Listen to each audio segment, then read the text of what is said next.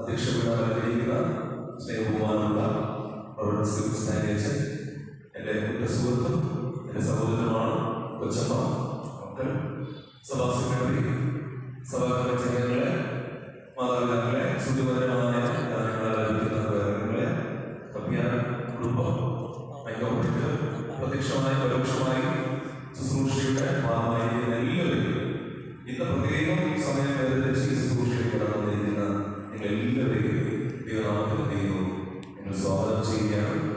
ഞാൻ പറഞ്ഞതുപോലെ പ്രിയമുള്ളവരെ, നമ്മൾ ദൈവാലയത്തിലായിരിക്കുന്ന ഒരു നിമിഷവുമല്ല വൃഥാവല്ല, ഒരു നിമിഷവുമല്ല വൃഥാവല്ല. കാരണം നമ്മളായിരിക്കുന്ന ഓരോ നിമിഷം എന്താണ്? ദൈവമേ ഞാനിത എന്നുള്ള സ്വരത്തോടുകൂടെയാണ് ഈറയാണല്ലോ. ദൈവമേ ഞാനിത എന്നുള്ള ഭാവത്തോടുകൂടെയാണ് നമ്മളെല്ലാവരും ആയിരിക്കുന്നത്. കഴിഞ്ഞ ദിവസം നമുക്ക് ചിന്തിപ്പാനായിട്ട് കഴിഞ്ഞത് നമ്മുടെ ചിന്താവിഷയമായിരുന്നു വിശ്വാസ ജീവിത യാത്ര. വിശ്വാസ ജീവിത യാത്രയിൽ ചില ചോദ്യങ്ങളെല്ലാം ഞാൻ പ്രഥമ ദിശയിലേക്കു നിങ്ങളോട് ചോദിച്ചു. നമ്മൾ ഒരുമിച്ചാണ് ആ യാത്ര പോയത്. ഒരു യാത്രയിൽ പ്രധാനമായിട്ടും 3 ചോദ്യങ്ങളാണ് നമ്മുടെ മുമ്പിലുള്ളത്. എന്തൊക്കെയാണ് ചോദ്യങ്ങൾ? ഒന്നാമത്, എങ്ങോട്ടാണ് നമ്മൾ പോകുന്നത്? നമ്മുടെ യാത്ര എങ്ങോട്ടാണ്? രണ്ടാമത്തെ ചോദ്യം, ആരോടൊപ്പമാണ് നമ്മൾ പോകുന്നത്? മൂന്നാമത്തെ ചോദ്യം, എങ്ങനെയാണ് നമ്മൾ പോകുന്നത്? ഈ ജീവിതയാത്രയിൽ, വിശ്വാസ ജീവിതയാത്രയിൽ ഈ 3 ചോദ്യങ്ങൾക്കും ഉത്തരം നൽകുവാൻ നമ്മളോട് കഴിഞ്ഞാൽ നമ്മുടെ ജന്മം എന്തായി കഴിഞ്ഞു? സഫലീകരിക്കപ്പെടുകയാണ്. നമ്മുടെ ജന്മം എന്തായാലും സഫലീകരിക്കപ്പെടുകയാണ്. ഇന്നത്തെ ദിനം ആ യാത്രയിൽ എങ്ങനെ നമ്മൾ പോകണം എന്നുള്ളതാണ്. ചില കാര്യങ്ങൾ മാത്രമാണ് ഇതിൽ ഒരുമിച്ച് ദൈവിക ബോധത്തിന്റെ വസ്തുതയിൽ പ്രവേശിക്കുവാൻ നമ്മൾ പോകുന്നത്. അതിന് സഹായകരമായി ലഭിക്കുന്ന വേദഭാഗം നമുക്ക് എല്ലാവർക്കും സുപരിതമായിട്ടുള്ള ഒരു വേദഭാഗമാണ് എബ്രായ പുസ്തകം 11-ാം അധ്യായം 1 മുതലുള്ള തിരുവചനങ്ങളാണ്. വേദപുസ്തകം സാധാരണ കുഞ്ഞുങ്ങളുടെ നാട്ടിൽ പല സ്ഥലങ്ങളിലേക്ക് ദൃഷ്ടിക്ക് പോകുമ്പോൾ വേദപുസ്തകം കൊണ്ടുപോകുന്നവരെ കൈവന്നിരിക്കുകയും ആദ്യം ചോദിക്കും. ഇവിടെ ചോദിക്കേണ്ട കാര്യമില്ല. നമ്മളെല്ലാം വേദപുസ്തകം കൊണ്ടുപോകുന്നുണ്ട്. അതുകൊണ്ട് തന്നെ വേദപുസ്തകം കൊണ്ടുവന്ന വേദപുസ്തകങ്ങളെല്ലാം ഈ യാത്ര സമയത്താണ് തുറക്കപ്പെടുന്നത്. എബ്രായ 11 ഒരു വാക്യം മാത്രം വായിച്ച് നമ്മൾ പ്രാർത്ഥനയോടെ ചെയ്യുകയാണ്. ഇന്നത്തെ ശുശ്രൂഷ നമുക്ക് നമ്മൾ ചിന്തിച്ചതിന്റെ തുടക്കമായിട്ട് തുടരുന്ന ഭാഗമാണ്. എബ്രായ 11-ന്റെ 6-ാമത്തെ വചനം പ്രകാരമാണ്. എല്ലാവരും വേദപുസ്തകം നോക്കുക, എന്നോടൊപ്പം നിങ്ങളും വായിക്കുക. എബ്രായ 11-ന്റെ 6. എന്നാൽ വിശ്വാസം കൂടാതെ ദൈവത്തെ പ്രസാദിപ്പിക്കാൻ കഴിയുന്നതല്ല. എന്നാൽ വിശ്വാസം കൂടാതെ ദൈവത്തെ പ്രസാദിപ്പിക്കാൻ കഴിയുന്നതല്ല. അപ്പൊ നമ്മൾ എന്ത് ചെയ്യണം? ദൈവത്തെ പ്രസാദിപ്പിക്കണമെങ്കിൽ ദൈവത്തിന് ഇഷ്ടമുള്ളതായതാണ് നമ്മുടെ വിശ്വാസം. നമ്മുടെ ജീവിതത്തിൽ അത് ഏറാവുന്നതാണ് ദൈവത്തിന്റെ ആഗ്രഹം. ഈ ദൈവം തന്നെ ശിരസ്സുകളെ കുറിച്ച് നമ്മൾ തന്നെ സമർപ്പിച്ചുകൊണ്ട് നമുക്ക് എല്ലാവർക്കും പ്രാർത്ഥിക്കാമോ? ഹല്ലേലൂയ. എല്ലാവർക്കും ചേർന്ന് പ്രാർത്ഥിക്കാമോ? ആരും പ്രാർത്ഥിക്കാതിരിക്കും. എല്ലാവരുടെ ജീവിതത്തോട് പ്രാർത്ഥിക്കും. ഇത്ര മനോഹരമായിട്ടുള്ള ഒരു കൂട്ടായ്മയെ ദൈവം നമ്മുടെ എല്ലാവരുടെയും ജീവിതത്തിൽ നൽകിയിരിക്കുന്നു. പ്രിയമുള്ളവരെ, ഒന്നും നമ്മുടെ യോഗ്യത കൊണ്ടല്ല, പ്രിയമുള്ളവരെ, ദൈവം നമ്മെ തിരഞ്ഞെടുത്തിരിക്കുന്നു. ദൈവം നമ്മെ തിരഞ്ഞെടുത്തിരിക്കുന്നുള്ള ഉത്തമമായ ബോധത്തോടുകൂടെ തന്നെ നമുക്ക് ഓരോ നിമിഷവും ദൈവിക ഭാഗത്ത് അയക്കാം. കർത്താവേ, എന്നെ അവിടെ നിന്ന് തിരഞ്ഞെടുത്തിരിക്കുന്നുണ്ട്. ആ തിരഞ്ഞെടുപ്പിന്റെ അവസ്ഥയിൽ എത്രമാത്രം വിശ്വസ്തയായി എനിക്ക് ജീവിക്കുവാനായിട്ട് കഴിയും. നമ്മുടെ ഹൃദയങ്ങളെ ശോധന ചെയ്തുകൊണ്ട് എല്ലാവരും ആരും പ്രാർത്ഥിക്കാതിരിക്കരുത്. ഈ വിശ്വാസ ജീവിതയാത്രയിൽ എത്രമാത്രം ഒരു വിശ്വസ്തദാസനായി, എത്രമാത്രം ഒരു വിശ്വസ്തദാസിയായി എനിക്ക് ഓടുവാനായിട്ട് കഴിയും. പലപ്പോഴും ദൈവസ്നേഹത്തെ ധരിച്ചുകൊണ്ട് ജീവിതത്തിന്റെ മുന്നിലേക്ക് ഓടുന്ന അനുഭവം എന്റെയും നിങ്ങളുടെയും ജീവിതത്തിൽ കാണുന്നില്ലേ? പ്രിയമുള്ളവരെ, ദൈവസ്നേഹത്തെ മറന്നുകൊണ്ട് എത്രയോ പ്രാവശ്യം ലോകത്തിന്റെ ഇമ്പങ്ങൾക്കൊത്തവണ ഓടിയ അനുഭവം എന്റെയും നിങ്ങളുടെയും ജീവിതത്തിൽ കാണുന്നില്ലേ? പ്രിയമുള്ളവരെ, ദൈവത്തിന്റെ പദ്ധതിയെ വളർന്നുകൊണ്ട് നമ്മുടെ ചിന്തകളിൽ അഭിനയിച്ച എത്രയോ അനുഭവങ്ങൾ എന്റെയും നിങ്ങളുടെയും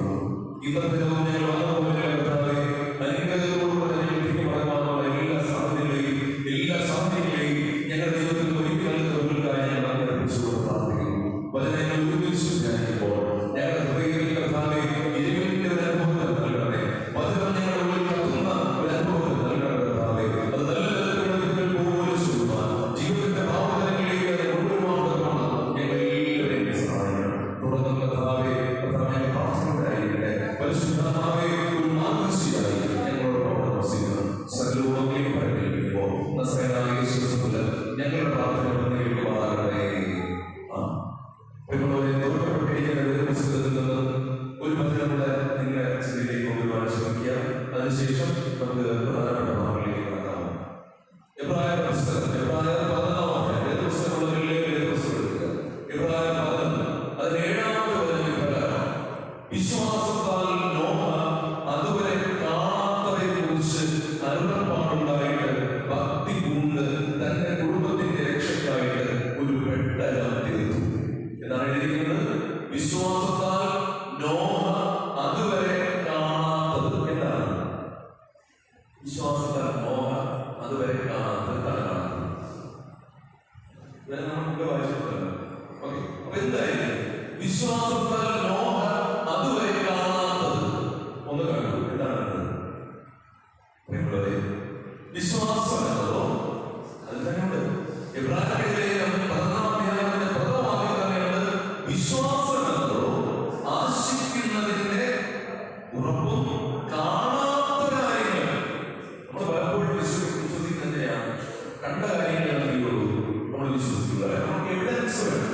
നമുക്ക് എവിഡൻസ് വേണം. പ്രത്യേകിച്ച് നമ്മുടെ സെൻസ് ഓർഗൻസ് ഉപയോഗിച്ച് നമുക്കത് എവിഡൻസ് ആയാൽ മാത്രമേ, അത് പൂർത്തീകരിക്കാൻ കഴിഞ്ഞാൽ മാത്രമേ നമ്മളത് ചെയ്യുള്ളൂ.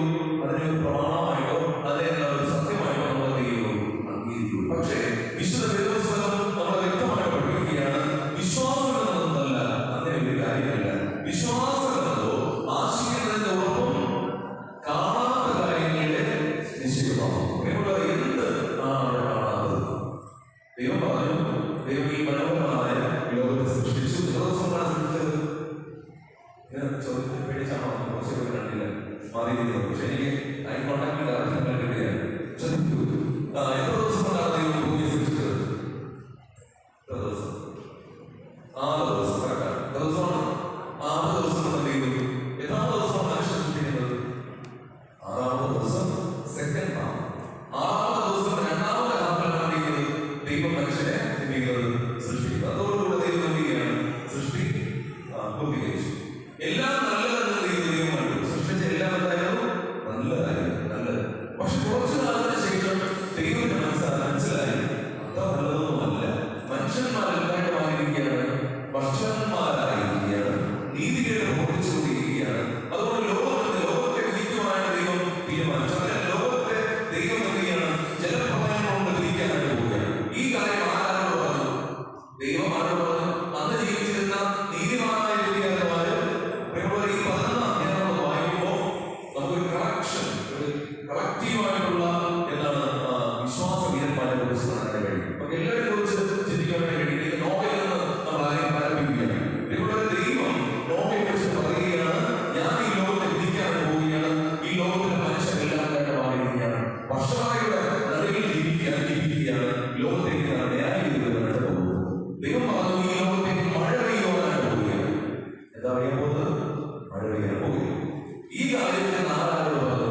നോഹത്തിന് അവിടെയുള്ള ജനങ്ങളോടെല്ലാം വിളിച്ചു പറഞ്ഞു, പ്രിയകൂട്ടുകാരെ, അയൽവാസികളെ, എന്റെ സഹോദരന്മാരെ, ശ്രദ്ധിക്കുക. ദൈവം എന്നോട് ഇങ്ങനെ പറഞ്ഞിരിക്കുകയാണ്, നാളെ എന്ത് പെയ്യാൻ പോവുകയാണ്? അറിയല്ല, ദൈവം കൽപ്പിക്കുന്ന എന്താണ്? മഴ പെയ്യാൻ പോവുകയാണ്. പ്രിയപ്പെട്ടവരെ ശ്രദ്ധിക്കുക, അന്ന് വരെ ലോകത്ത് ഇതില്ലായിരുന്നു മഴ എന്നുള്ള പ്രതിഭാസം. ഉണ്ടായിരുന്നില്ലായിരുന്നു? ഇല്ല. ഇതില്ലായിരുന്നു? ഇല്ല. അപ്പൊ മഴ കണ്ടിട്ടില്ല. അവിടുത്തെ അറിയത്തില്ല, മഴ കണ്ടിട്ടില്ല. അതുകൊണ്ട് തന്നെ മഴ എഴുതിയില്ല, വിശ്വസിച്ചില്ല. എന്തിനു പറയുന്നു? വർഷങ്ങൾക്ക് മുമ്പ് കോവിഡ് എന്ന് പറയുന്ന ഒരു മഹാമാരി വന്നു അല്ലെ? നമ്മുടെ മനുഷ്യരാണ് നമ്മളെന്ന് വിചാരിച്ചു ഇങ്ങനൊരു സംഭവം വരില്ല, നമ്മളാണ് എല്ലാത്തിൻ്റെ സെന്റർ എന്ന് വിചാരിച്ചു നമ്മൾ എത്ര മാസമാണ് വീട് കൂട്ടി ഐസൊലേഷൻ അല്ലേ, എന്താ പറയുന്നത്, ക്വാറന്റൈൻ അല്ലേ? എത്ര ദിവസമാണ് നമ്മൾ അടയ്ക്കപ്പെട്ടാൽ കൂടുതൽ കഴിയുന്നത്? അപ്പൊ കാര്യങ്ങളൊക്കെ നിമിഷ നേരം കൊണ്ട് ഈ അസാധ്യം തോന്നുന്ന പല കാര്യങ്ങളും സാധ്യമായി മാറും. ഇതുപോലെ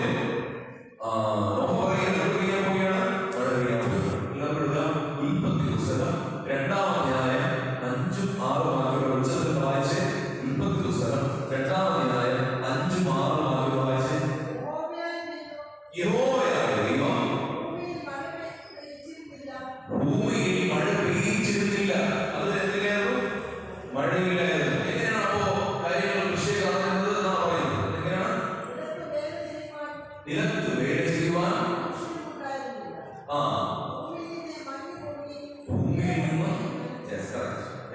ഭൂമിയിൽ നിന്ന് മഞ്ഞ് പൊങ്ങിയാണ് അവിടെ എല്ലാം നനച്ചിരുന്നത്. അപ്പൊ അതുവരെ എന്തില്ലായിരുന്നു? മഴയെന്നുള്ള പ്രതിഭാസമില്ലായിരുന്നു.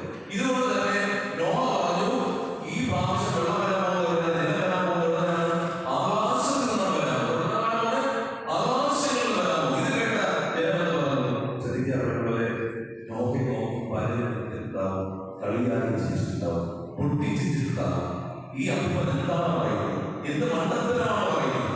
ഇതുവരെ അങ്ങനെ ഒരു പ്രതിഭാസം ഉണ്ടായിട്ടില്ല. ഇപ്പൊ നമുക്ക് മഴയല്ല, ഒരു പ്രതിഭാസമല്ല, സ്വാഭാവികമായ കാര്യമാണ്. എന്താ കാര്യം? സ്വാഭാവികമായ കാര്യമാണ്. എന്നാൽ അന്ന് വരെ ഭൂമി എന്തില്ലായിരുന്നു?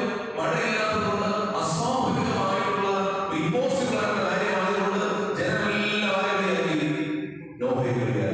പക്ഷേ ഇത് സംഭവിക്കും. അതുകൊണ്ടാണ് അത് സംഭവിക്കുകയും ചെയ്യും. എത്ര ദിവസം മഴ പെയ്യും? പോരാതെ 40 രാവും 40 പകലും പെയ്തു. ഈ ഭൂമിയിലേക്ക് മഴ വന്നു മാറി. ശ്രദ്ധിക്കുക. അതുകൊണ്ടാണ് ഏഴാമത്തെ വാക്യത്തിൽ പറയുന്നത്, എബ്രായർ പുസ്തകം 11-ാം അധ്യായം 7-ാമത്തെ വാക്യം, വിശ്വാസത്താൽ നോഹ അതുവരെ കാണാത്തവയെ കുറിച്ച് അരുളപ്പാടുണ്ടായിട്ട് ഭക്തി പൂണ്ട്. നോഹയ്ക്കറിയാമായിരുന്നു. പക്ഷേ വേറെ ആർക്കും പറഞ്ഞിട്ടുണ്ടായിരുന്നു എന്ത് പെയ്യാൻ പോവുകയാണ്?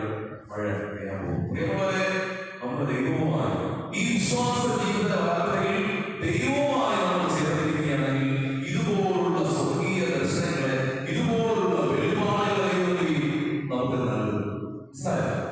ഇനി എന്താണ് സംഭവിക്കാനായിട്ട് പോകുന്നത്? ദൈവവുമായി നമ്മൾ ചേർന്ന് നിൽക്കുകയാണെങ്കിൽ അതിനെ പറയുന്നു, ഒന്നാമത്തെ സംഗീതം, അവൻ ആറ്റദൈവത്തെ നൽകിയിരുന്നത് തക്കകാലത്ത് ഫലമായിരുന്നത് ഇല വാടാത്തതുമായ വൃക്ഷം പോലെയും അവൻ ചെയ്തു നോക്കുകയും സാധിക്കും. നാമാകുന്ന വൃക്ഷത്തിന്റെ വേരുകൾ ജീവനദിയാകുന്ന ക്രിസ്തുവിന്റെ നേരെയാണോ ഓടിയിരിക്കുന്നതെങ്കിൽ തീർച്ചയായും ഇപ്രകാരമുള്ള സ്വർഗീയമായ ദർശനങ്ങളെല്ലാം നമുക്ക് കാണുവാനായിട്ട് കഴിയും. ഇന്നത്തെ ഈ ചിന്താധാര ചില കാര്യങ്ങൾ പറഞ്ഞ് ചിന്തിക്കുവാനായിട്ട് പോവുകയാണ്. ഈ വിശ്വാസ ജീവിതയാത്രയിൽ ദൈവം ചില കാര്യങ്ങൾ എഴുതിയാണ് നമ്മളോട് സംസാരിക്കുവാനായിട്ട് പോവുകയാണ്. വിശ്വാസം, നമ്മൾ ആ വാക്കെടുക്കുക, വി പ്ലസ് ശ്വാസം. എന്താണ് വി പ്ലസ് വി അധികം ശ്വാസം? ആ ഭാഗത്തെ രണ്ടായിട്ടൊന്ന് വിഭജിച്ച് ചെയ്യുന്നത് വി അധികം ശ്വാസം. അതിന്റെ ഭാഗം മാറ്റുകയാണ് ശ്വാസം. പ്രിയമുള്ളവരെ, ഒരു ക്രിസ്തീയ പൈതലിനെ സംബന്ധിച്ചിടത്തോളം ഈ ശ്വാസം ഇല്ലാതെ നമുക്ക് എന്ത് ചെയ്യാൻ പറ്റില്ല? ഒരടി പോലും മുമ്പോട്ട് വയ്ക്കാൻ പറ്റത്തില്ല. ഈ ശ്വാസം ഇല്ലാതെ, ശ്വാസം ഇല്ലാതെ, വിശ്വാസം ഇല്ലാതെ നമുക്ക് എന്ത് ചെയ്യാൻ പറ്റില്ല? ഒരടി പോലും മുൻപോട്ട് നീങ്ങുവാനായിട്ട് കഴിയില്ല. നമുക്ക് മുമ്പോട്ട് പോകാൻ പറ്റും. യഥാർത്ഥത്തിൽ ഞാൻ ക്രിസ്തീയ പാതയിലാണെങ്കിൽ ഈ ശ്വാസം നമുക്ക് വേണം. നമുക്കറിയാം, ഒരു മനുഷ്യന് ജീവിക്കണമെങ്കിൽ എന്ത് വേണം? ശ്വാസം വേണം. നമ്മൾ വെറുതെ ഇരിക്കുമ്പോൾ ശ്വസിച്ചുകൊണ്ടിരിക്കുകയാണ്. അനൈശ്ചിക പ്രവർത്തനമാണ്. ആക്ഷനാണ് നമ്മുടെ ശരീരത്തിൽ നടക്കുന്നത്. ഇതുപോലെ വിശ്വാസം എന്നതും ഒരു ക്രിസ്തീയ പൈതലിനെ സംബന്ധിച്ചിടത്തോളം എന്താണ്? വളരെ അത്യന്താപേക്ഷിതമായിട്ടുള്ള ഒരു കാര്യമാണ്. അതുകൊണ്ട് യാത്രക്കാരുടെ ശ്രദ്ധയ്ക്ക് എവിടെയാണ് പോകുന്നത്? വിശ്വാസ ജീവിത യാത്രയിൽ നമ്മളിങ്ങനെ പോയിക്കൊണ്ടിരിക്കുകയാണ്. അപ്പൊ യാത്രക്കാരുടെ ശ്രദ്ധയ്ക്ക് ചില കാര്യങ്ങൾ എന്തൊക്കെയാണ് നമ്മളൊന്ന് ചിന്തിക്കുവാനായിട്ട് പോവുകയാണ്. ശ്രദ്ധിക്കുക, ഓരോ എൻകൗണ്ടേഴ്സ് കഴിയുമ്പോൾ നമ്മുടെ ജീവിതത്തിന്റെ ഓരോ അനുഭവങ്ങളിലൂടെ നമ്മളിങ്ങനെ എന്താണ് മുമ്പോട്ട് പൊയ്ക്കൊണ്ടിരിക്കുമ്പോൾ ഞാൻ വളരുന്നുണ്ടോ, ഞാൻ തളരുന്നുണ്ടോ എന്ന് മാത്രം ചിന്തിക്കുക. എന്താണ് ഞാൻ എന്നോട് ചോദിക്കേണ്ടത്? ക്രിസ്തീയ പാതയിൽ ഞാൻ വളരുന്നുണ്ടോ, ക്രിസ്തീയ പാതയിൽ ഞാൻ തളരുന്നുണ്ടോ? ഒന്ന് ചോദിച്ചില്ലേ? ഞാൻ വളരുന്നുണ്ടോ? എങ്ങനെ വളരുന്നുണ്ടോ? ഈ വളർച്ചയൊന്നും അല്ല കേട്ടോ. ഇതെന്ത് വളർച്ചയാണ്? ഇത് വളരാൻ വേണ്ടി എന്തിനാണ്? വെള്ളം കുടിക്കണം, ഭക്ഷണം കഴിക്കണം, അല്ലെ ബൂസ്റ്റ് കുടിച്ചാൽ മതി, അല്ലെ പ്രോട്ടീൻ പൗഡർ ഉപയോഗിച്ചാൽ വളരാൻ പറ്റും. പക്ഷെ ഞാൻ ചിന്തിക്കും, ഉള്ളിലെ മനുഷ്യനാണ്. ഇതാണ് ഉള്ളിലെ മനുഷ്യൻ. ഈ മനുഷ്യൻ ആദ്യം മാത്രമേ കാണാൻ പറ്റുള്ളൂ, ദൈവത്തിന് മാത്രമേ കാണാൻ പറ്റുകയുള്ളൂ. അതുകൊണ്ടാണ് വചനം പറയുന്നു, മനുഷ്യൻ നോക്കുന്നത് പോലെയല്ലാതെ നോക്കുന്നത് ദൈവം നോക്കുന്നത്. ദൈവം നോക്കുന്നതിനാണ് ഹൃദയത്തെ നോക്കും. അത് കുറച്ചുകൂടെ വ്യക്തമായിട്ട് പറഞ്ഞു കഴിഞ്ഞാൽ ഉള്ളിലെ മനുഷ്യൻ കറക്റ്റ് പദം നമ്മൾ എടുക്കുമ്പോൾ മനുഷ്യൻ സാധാരണ ഒരു മനുഷ്യൻ മറ്റൊരു മനുഷ്യൻ നോക്കുന്നതാണ് ഭൗതികമായ നോട്ടമാണ്. പക്ഷെ അങ്ങനെയല്ല. ദൈവത്തിന്റെ നോട്ടം എന്ന് പറയുന്നതാണ് മനുഷ്യൻ നോക്കുന്നത് പോലെയല്ല. മനുഷ്യൻ കണ്ണിൽ കാണുന്നത് നോക്കുന്നെങ്കിൽ ദൈവം നോക്കുന്നത് തന്നെയാണ് നമ്മുടെ ആത്മാവിലെ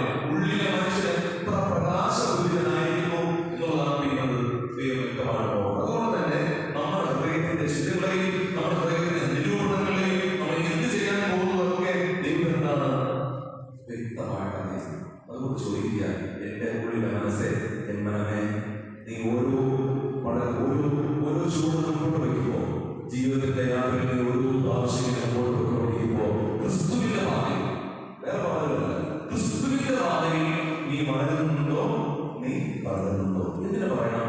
നമ്മൾ പറഞ്ഞുകൊണ്ടിരിക്കുന്നത് ഈ വിശ്വാസത്തെ കുറിച്ചാണ്.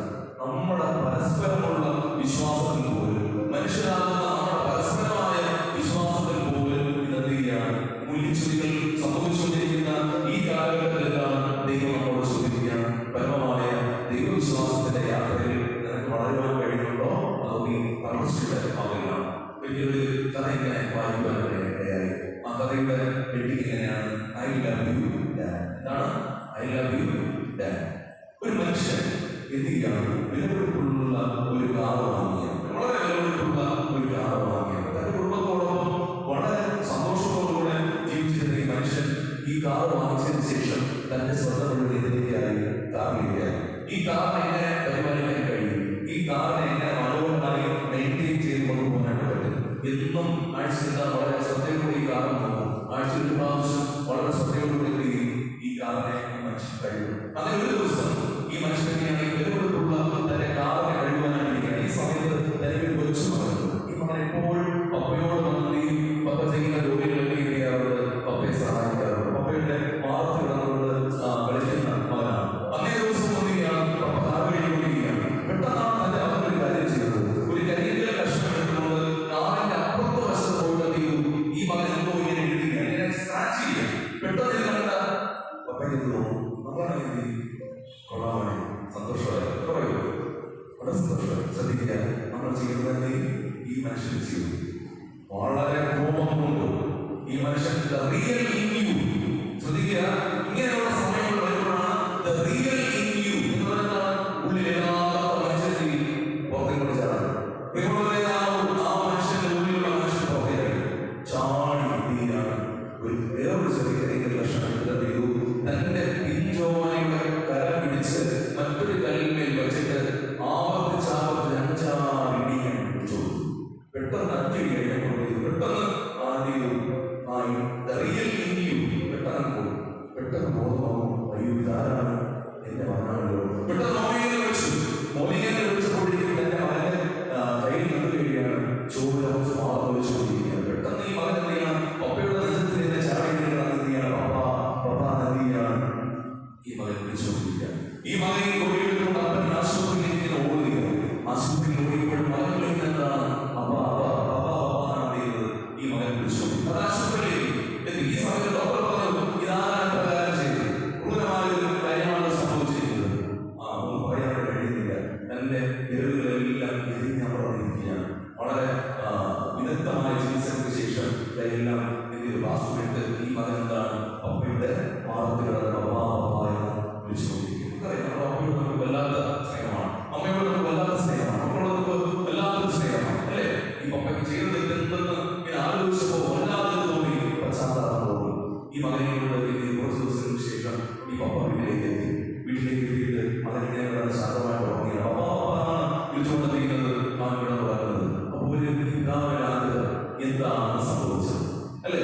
നമ്മൾ പലപ്പോഴും അങ്ങനെയാണ്, എല്ലാം സംഭവിച്ചു കഴിഞ്ഞ് ദിവസങ്ങൾക്ക് ശേഷമാണ് ആലോചിക്കുന്നത്, ഞാൻ ഇങ്ങനെയായിരുന്നു, അപ്പൊ ഞാൻ എന്താണ് ചെയ്തത്? ശ്രദ്ധിക്കുക.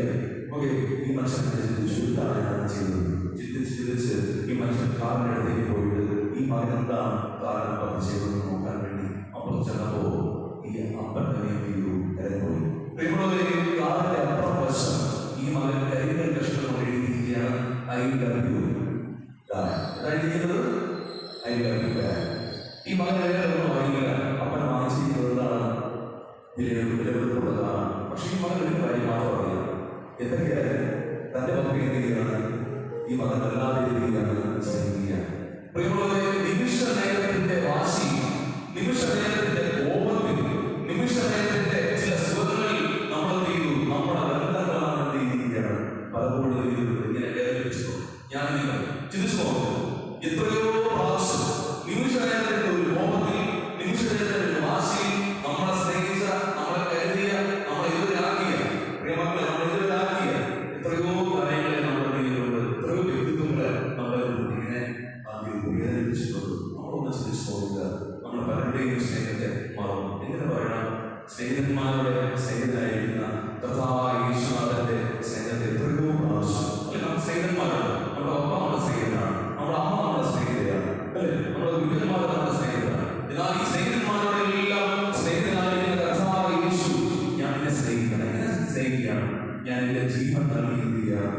കൂട്ടുകാരന് വേണ്ടി ജീവൻ നൽകുന്ന അധികമായിട്ടുള്ള സ്നേഹം ഈ ലോകത്തിൽ ആർക്കുമില്ല. നിങ്ങളുടെ ഇത്രയും വലിയ അനന്തരമായ അനവചനീയമായ ഒരിക്കലും നമുക്ക് ഒരു വാക്കിലും കൊണ്ട് നമുക്ക് എന്ത് ചെയ്യാൻ പറ്റില്ല, എഴുതി തീർക്കുവാൻ കഴിയാത്ത രീതിയിലുള്ള സ്നേഹമുള്ള രീതിയാണ് ദൈവം നമ്മെ എന്താണ് സ്നേഹിച്ചിരിക്കുമ്പോൾ വീണ്ടെടുത്തിരിക്കുമ്പോൾ എത്ര സ്നേഹം എനിക്ക് തിരികെ കൊടുക്കാൻ പറ്റും. ഇതാണ് ചോദ്യം. ഇത്രയും സ്നേഹം നൽകി ദൈവം എന്നെ ഈ യാത്രയിൽ വീണ്ടെടുത്തിരിക്കുമ്പോൾ എത്ര സ്നേഹം എനിക്ക് തിരികെ നൽകാൻ പറ്റി? ഈ യാത്രയിൽ ഞാൻ വളരുന്നുണ്ടോ തളരുന്നുണ്ടോ? ചോദ്യം എന്താണ്? ഈ യാത്രയിൽ ഞാൻ വളരുന്നുണ്ടോ തളരുന്നുണ്ടോ? പ്രിയമുള്ളവരെ, നമ്മൾ ആരാണെന്ന് മനസ്സിലാക്കണമെങ്കിൽ നമുക്കറിയാം. സാധാരണ ഗ്രീൻ ടീയൊക്കെ നിർമ്മിക്കുമ്പോൾ അല്ലെങ്കിൽ സാധാരണ ഒരു ടീ ഉണ്ടാകുമ്പോൾ ചൂടുവെള്ളമെടുത്ത് ടീ ബാഗ്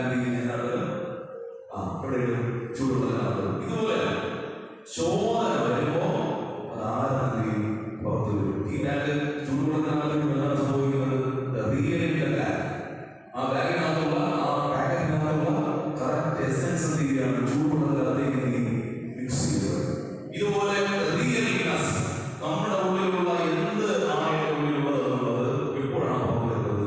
ജീവിതത്തിൽ പരീക്ഷ വരുമ്പോൾ, ജീവിതത്തിൽ ശോധന വരുമ്പോൾ, ജീവിതത്തിൽ ഒറ്റപ്പെടൽ വരുമ്പോൾ, ജീവിതത്തിൽ അനാഥമാക്കപ്പെടുന്ന അവസ്ഥകൾ വരുമ്പോൾ, ജീവിതത്തിൽ ഒന്നുമല്ലാതാകുമ്പോൾ നമുക്ക് മനസ്സിലാവും ഞാൻ ആരായിരുന്നു, ഞാൻ ആരാകണം എന്നുള്ളത് നമ്മൾ ജീവിതത്തിൽ. ഒരു പക്ഷേ നമ്മൾ ശരിയായ പാതയിലല്ല പോയിക്കൊണ്ടിരിക്കുന്നുണ്ടെങ്കിൽ കർത്താവിന്റെ ഉള്ളിലുള്ള മനുഷ്യൻ റിയലായിട്ടുള്ള മനുഷ്യനല്ല എന്നതാണ് തീർച്ചയായിട്ടും യഥാർത്ഥത്തിൽ പോകാൻ കഴിയണം. കാരണം ഈ യാത്രയിലുണ്ടാവും തിരമാലയുണ്ടാവും, കൊടുങ്കാറ്റുണ്ടാവും, വടകിലെയും നന്നാഞ്ഞടിക്കും. പക്ഷെ എന്താണ് ആ നേരങ്ങളെല്ലാം എന്താണ് നമ്മുടെ ജീവിതത്തിൽ യേശു നമുക്കെല്ലാവർക്കും അറിയാനുള്ള പഠനങ്ങളോ സാധുവിനെ കൈവിടാതെ, അല്ലേ?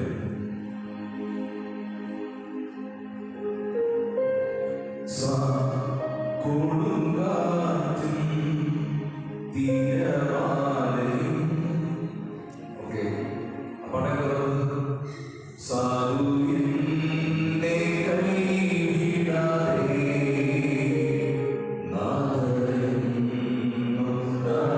നടത്തിയിടുന്നു. സാധുവിനെ കൈവിടാതെ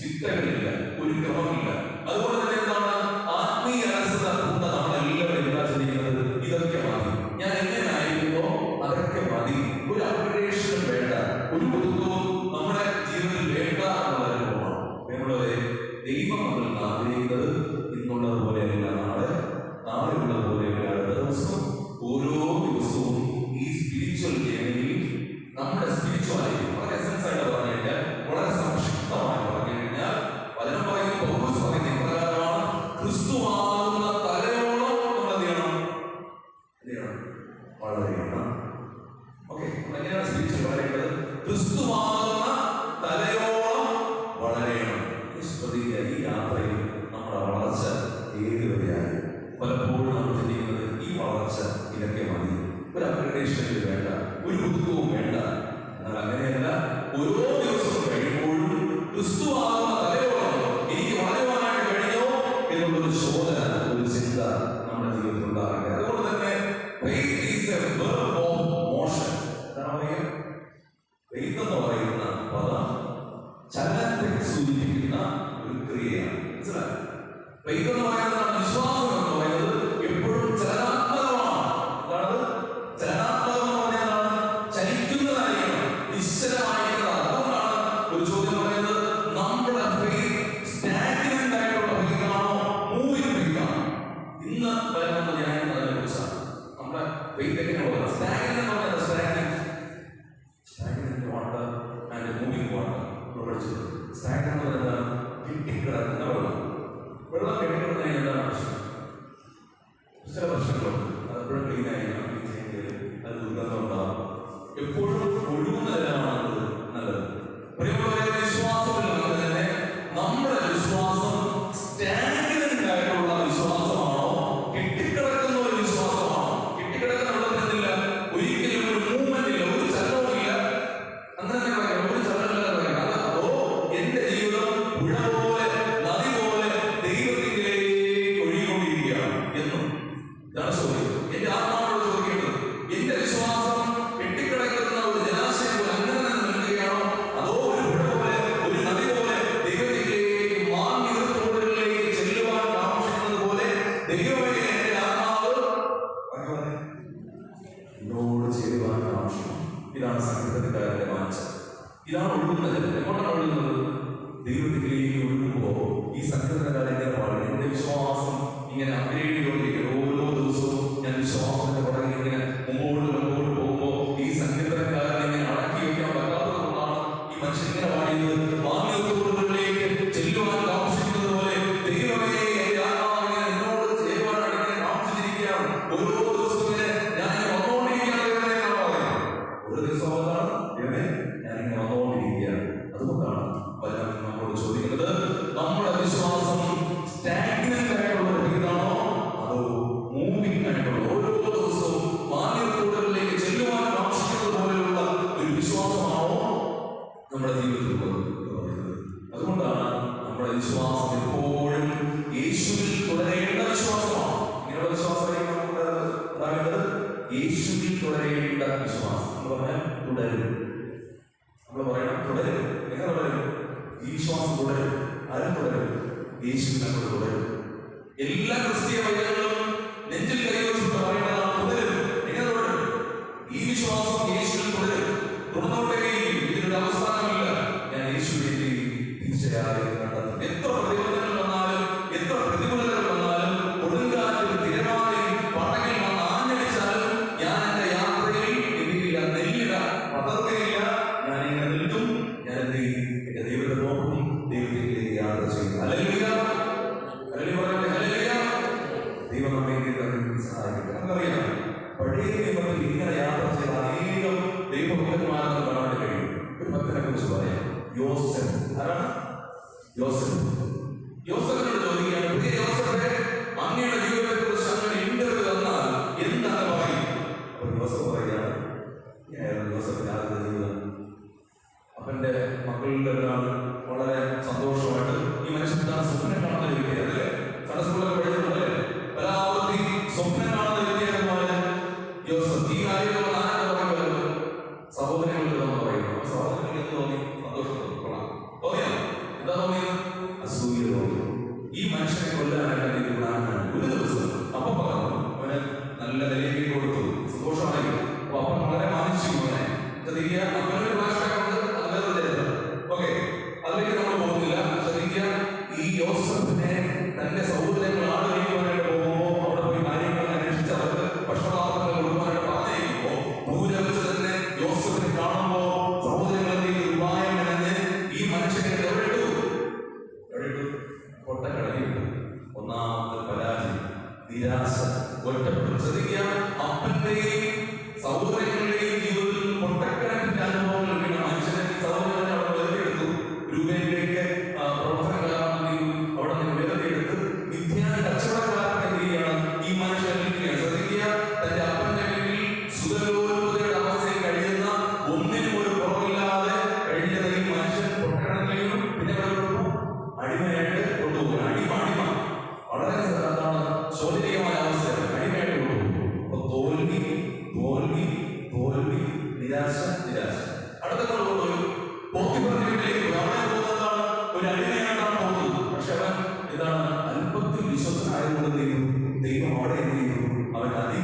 പരിചാരകനാക്കി മാറ്റി. ഒരു ചെറിയ കാര്യം പറഞ്ഞാൽ മതി, യോസഫെ ഇവിടെ തൂത്തുകാരെ പറഞ്ഞാൽ ചൂട് കൊടുത്തു കൊടുത്തു കഴിഞ്ഞാൽ യോസഫ് എന്ത് ചെയ്യും? ഇവിടെ തൂക്കാൻ പറഞ്ഞാൽ അവിടെ എല്ലാം വളരെ വൃത്തി, ഓക്കെ, വളരെ നീറ്റായിട്ട് ചെയ്യും. അതുകൊണ്ട് യോസഫിന്റെ ഈ കൃത്യതയും ഈ വിശ്വസത കണ്ടാൽ ബോധ്യപ്പെട്ടെങ്കിലും വല്ലാതെ ബോധിച്ചു. അങ്ങനെ അവിടെയും ആ വീട്ടിൽ അധിപതിയായിട്ട് മാറുകയാണ് യോസഫ്. പ്രിയമുള്ള അവിടെയും ഒരു പ്രലോഭനമുണ്ടായി. എന്നാൽ ആ പ്രലോഭനത്തിൽ നിന്നും കഷ്ടിച്ച് രക്ഷപ്പെട്ടു. പക്ഷേ അവൻ എവിടെ അടക്കപ്പെട്ടു? കാരാഗ്രഹത്തിൽ അടക്കപ്പെട്ടു. ഇപ്പോഴും ചോദിക്കണം, യോസഫ് എങ്ങനെയാണ് ചെയ്യുന്നത്? തോൽവി. ഇതാണ് തോൽവി, നിരാശ. നിരാശ ഇപ്പൊ എവിടെ നടക്കുന്നത്? കാരാഗ്രഹത്തിൽ വെച്ച് പറ്റിക്കും. കൂടെ ഉണ്ടാകുന്ന ആൾക്കാരെ രക്ഷപ്പെടുത്താനൊക്കെ പറഞ്ഞു. ഞാനതിലേക്ക് പോകുന്നില്ല.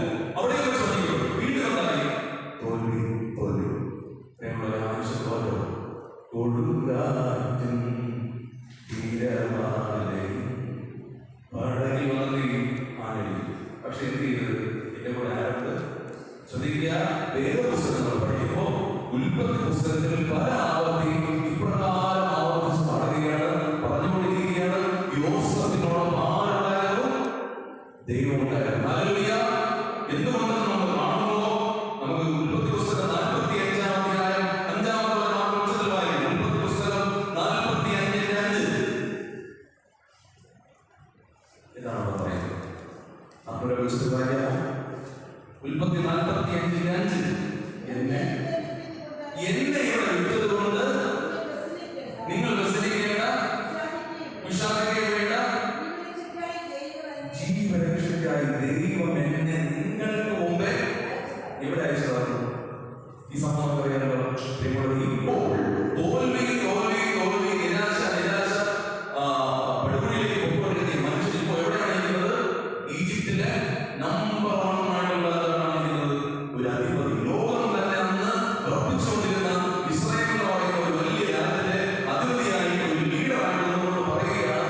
ഇപ്പോൾ വർഷങ്ങൾക്ക് മുമ്പ് തന്നെ പൊട്ടക്കടലിലേക്ക് ഇട്ട് തന്റെ ജീവിതത്തിലെ തോൽവികൾക്കും നിരാശകൾക്കും കാരണമായിരിക്കുന്ന തന്റെ സഹോദരങ്ങളെല്ലാം അങ്ങനെ നിലനിന്നപ്പോൾ സഹോദരങ്ങൾ നോക്കിക്കൊണ്ട് യോസഫ് പറയുകയാണ്, എന്താ പറയുന്നത്?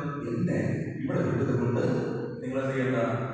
വിഷമിക്കേണ്ട, വിഷാദിക്കേണ്ട. പ്രിയമുള്ളവരെ, നമ്മളാണെങ്കിൽ എന്ത് ചെയ്യുമായിരുന്നു? നമ്മളെ പൊട്ടക്കണക്കിൽ ഒരാൾ അതൊന്നല്ല ഏണ്ടായിട്ട് കോൺസ്പിറസി കൂടാതെ നടത്തി നമ്മളെ പൊട്ടക്കണക്കിൽ അവിടെ നോക്കിയെടുത്ത് എന്ത് ചെയ്തു? അപ്പയമ്മയെ കാണാത്ത രീതിയിൽ എന്ത് ചെയ്തു? അടിമക്കാർക്ക് വിറ്റു. നമ്മളാണെങ്കിൽ എന്ത് ചെയ്യും? ഞാനാണെങ്കിൽ എന്ത് ചെയ്യും? നമ്മളാണെങ്കിൽ പറയും, ഇറങ്ങി പോകാനായിട്ട് അല്ലെ? അറ്റ്ലീസ്റ്റ് നമ്മൾ നിങ്ങളെ കാണണ്ട എന്തെങ്കിലും പറയുകയെ വേറെ ശരിയാക്കി എന്തിനായിരുന്നു എന്ത് വേണം ചെയ്യാം. കാരണം എന്താ? അന്നത്തെ ലീഡറാണ്. ഇത്രയും സഹോദരങ്ങളാണ് എതിരാണ് ചെയ്യുന്നവർ. ധാന്യം വാങ്ങിക്കാനാണ് വന്നിരിക്കുന്നത്. അവരുടെ നാട്ടിൽ ക്ഷാമം ഉണ്ടായി. അതുകൊണ്ട് പിതാവിരിക്കുകയാണ്. ധാന്യം വാങ്ങിക്കാൻ വേണ്ടി വന്നിരിക്കുമ്പോൾ വളരെ നാടകീയമായ ഒരു രംഗമാണ്. അപ്പൊ തന്റെ മുമ്പിൽ നിൽക്കുന്ന സഹോദരങ്ങൾക്ക് മനസ്സിലായി, ഇപ്പോൾ ഞങ്ങളോട് സംസാരിച്ചിരിക്കുന്ന ആരാണ്? അന്ന് ഞങ്ങൾ പൊട്ടക്കടലിലേക്ക് എടുത്തറിഞ്ഞ ഞങ്ങളുടെ സഹോദരനായ ആരാണ്? യോസഫാണ്. വന്നിരിക്കുന്നത് കേട്ടപ്പോൾ അവര് പറയാൻ തുടങ്ങി.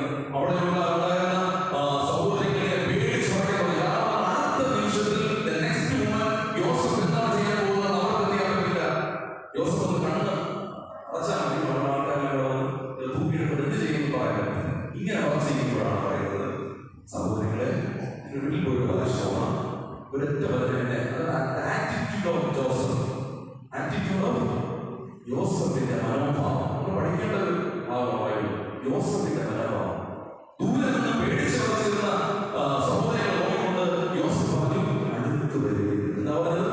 ഇങ്ങോട്ട് അടുത്ത് വരികയും. എന്താ പറഞ്ഞത്? 45-ാം അധ്യായത്തിൽ വീട്ടിൽ പോയി വായിച്ചാൽ മതി. ഇങ്ങോട്ട് അടുത്ത് വരികയും. പേടിച്ച് നിൽക്കുന്ന സഹോദരങ്ങളുടെ കരങ്ങൾ പിടിച്ചുകൊണ്ട് പറഞ്ഞ വചനമാണ്, എന്നെ ഇവിടെ വിട്ടതുകൊണ്ട് നിങ്ങൾ വിഷാദിക്കാൻ വേണ്ട, പ്രസംഗിക്കാൻ വേണ്ട, ഒരു പ്രോബ്ലമല്ല. അയാളൊക്കെ പറയാൻ പറ്റില്ല. അയാളൊക്കെ ഒരിക്കലും പറയില്ല യു ആർ നോട്ട് ഓക്കെ. അയാളൊക്കെ എന്താ പറയുന്നത്? അയാളൊക്കെ യു ആർ ഓക്കെ. ഇതാണ് നമ്മുടെ വിശ്വാസ ജീവിതത്തിലെ യാത്രകൾ. ഈ ട്രാക്കിലുള്ള മനുഷ്യർക്ക് മാത്രമേ ഇങ്ങനെ പറയാൻ പറ്റൂ കേട്ടോ. വിശ്വാസ ജീവിത യാത്രയിൽ എന്താണ്? ക്രൂശിന്റെ പാതയിൽ പോകുന്ന വ്യക്തികൾക്ക് മാത്രമേ, ഞാൻ പോയിക്കൊണ്ടിരിക്കുന്ന ഉള്ളിലെ മനുഷ്യൻ ശക്തനാണ്, ഇങ്ങനെയുള്ള മനുഷ്യർക്ക് മാത്രമേ ഇത്തരത്തിലുള്ള ഒരു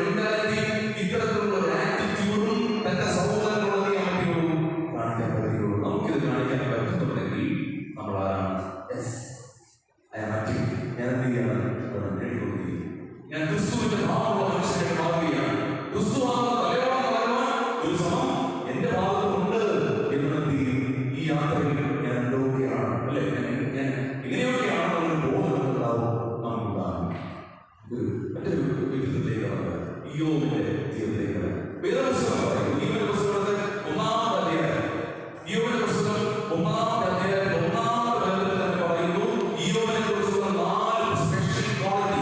ഈ ക്വാളിറ്റി നമുക്കുണ്ടെങ്കിൽ നമ്മൾ ഈ യാത്രയിലാണ്. ഓക്കെ, യാത്രക്കാരുടെ ശ്രദ്ധയ്ക്ക് യാത്രക്കാരുടെ ശ്രദ്ധയ്ക്ക് ഈ 4 ക്വാളിറ്റി നമ്മുടെ ജീവിതത്തിലുണ്ടെങ്കിൽ നമ്മളെന്താണ് റൈറ്റ് ഓൺ ദ ട്രാക്ക്, നമ്മളെന്താണ് ട്രാക്കിലാണ്. ഒന്നാമത്തെ ക്വാളിറ്റി നിഷ്കളങ്കൻ. ആരാണ് നിഷ്കളങ്കൻ? ഇവരെ കുറിച്ച് വേദപുസ്തകം പറയുന്നതാണ്. ഇതാരാണ്? ദൈവം പറയുന്നതാണ് എഴുതിയിരിക്കുന്നത്, ദൈവത്തിന്റെ സാക്ഷി. ഓക്കെ, ദൈവം പറയുന്നത് നിഷ്കളങ്കൻ. ആര് നിഷ്കളങ്കൻ? ഒട്ടും കളങ്കമില്ലാത്ത മനുഷ്യനാണ്. പാപം, ഒട്ടും പാപമില്ലാത്ത മനുഷ്യനാണെങ്കിലോ. രണ്ടാമത് നേരുള്ളവൻ.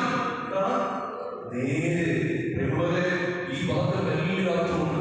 ഇന്നത്തെ കാലത്ത് നമ്മുടെ ജീവിതങ്ങളിൽ നമ്മുടെ ലോകത്തിൽ നഷ്ടപ്പെട്ടുകൊണ്ടിരിക്കുന്ന ഒരു കാര്യമാണ് ഈ പോസ്റ്റിന്റെ കാലഘട്ടം. സത്യാനന്തര കാലഘട്ടത്തിൽ സത്യത്തെ വളർത്തുവെച്ച് സത്യത്തിന് ആപേക്ഷികമായ പലചിന്തകൾ വളർന്ന ഈ കാലഘട്ടത്തിൽ നേരുള്ളവനെന്ന് പറയുന്ന ഒരു വ്യക്തിയാണ് നേരുള്ളവൻ. വീണ്ടും തൊട്ടടുത്തവൻ പറയുന്നു, എന്താണ് മനുഷ്യന്റെ പ്രത്യേകത? ദൈവഭക്തൻ. എന്താണ് ദൈവഭക്തൻ? മനുഷ്യൻ പറയുന്നു ദോഷം വിട്ടകലുന്നവൻ. എന്താണ് ദോഷം വിട്ടകലുന്നവൻ?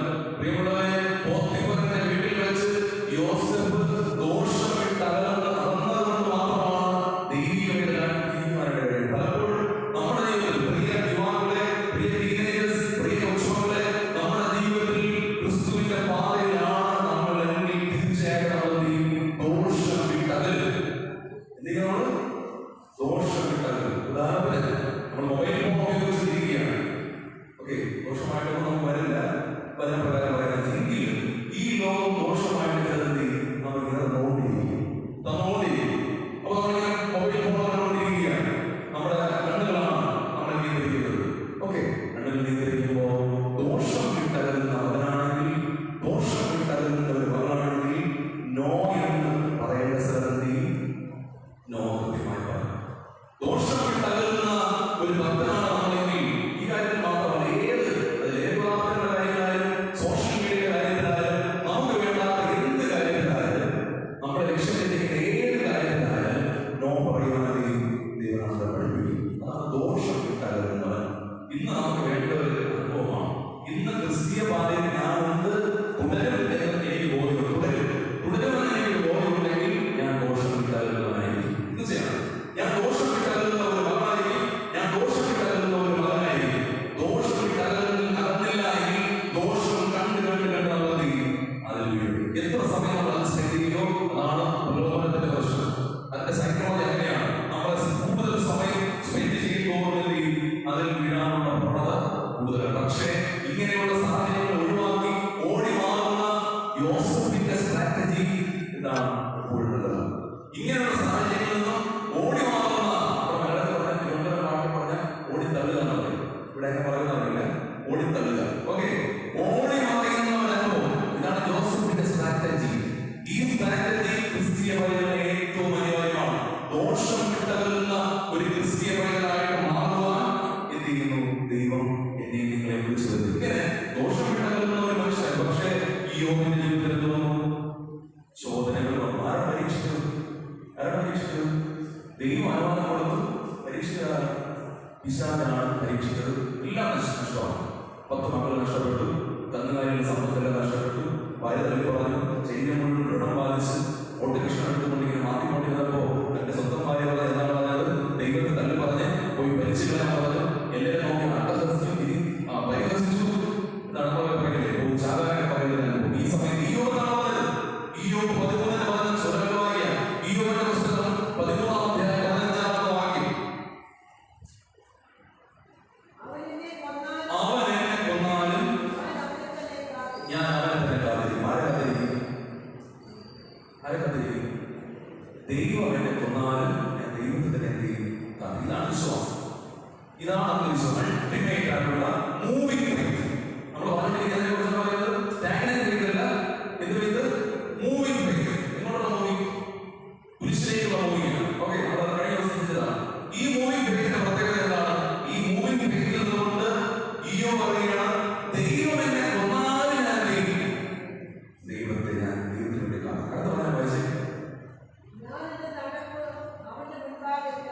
ഞാൻ എന്റെ നടപ്പ് അവന്റെ മുമ്പാകെ തെളിയും.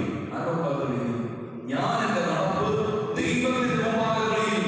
ഇതാണ് ആത്മവിശ്വാസം ഒരു ഭക്തന്റെ വാക്ക്.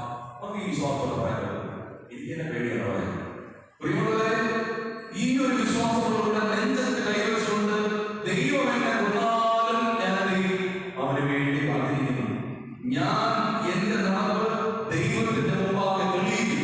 ദൈവമേ, എത്ര പ്രലോഭനങ്ങൾ വന്നാലും എത്ര പ്രതിബന്ധങ്ങൾ വന്നാലും ഈ ലോകത്തിന്റെ ഇമ്പങ്ങളെ ഞാൻ മാടി വിളിച്ചാലും ദോഷമിട്ടകലുന്ന യോസഫിനെ പോലെ ഇയ്യോബിനെ പോലെ മൂവിംഗ് ഫെയ്ത്ത് ഉള്ള ഒരു വ്യക്തിയായി ഞാൻ പറയാൻ കഴിയുമോ? Moving faith, not standing faith.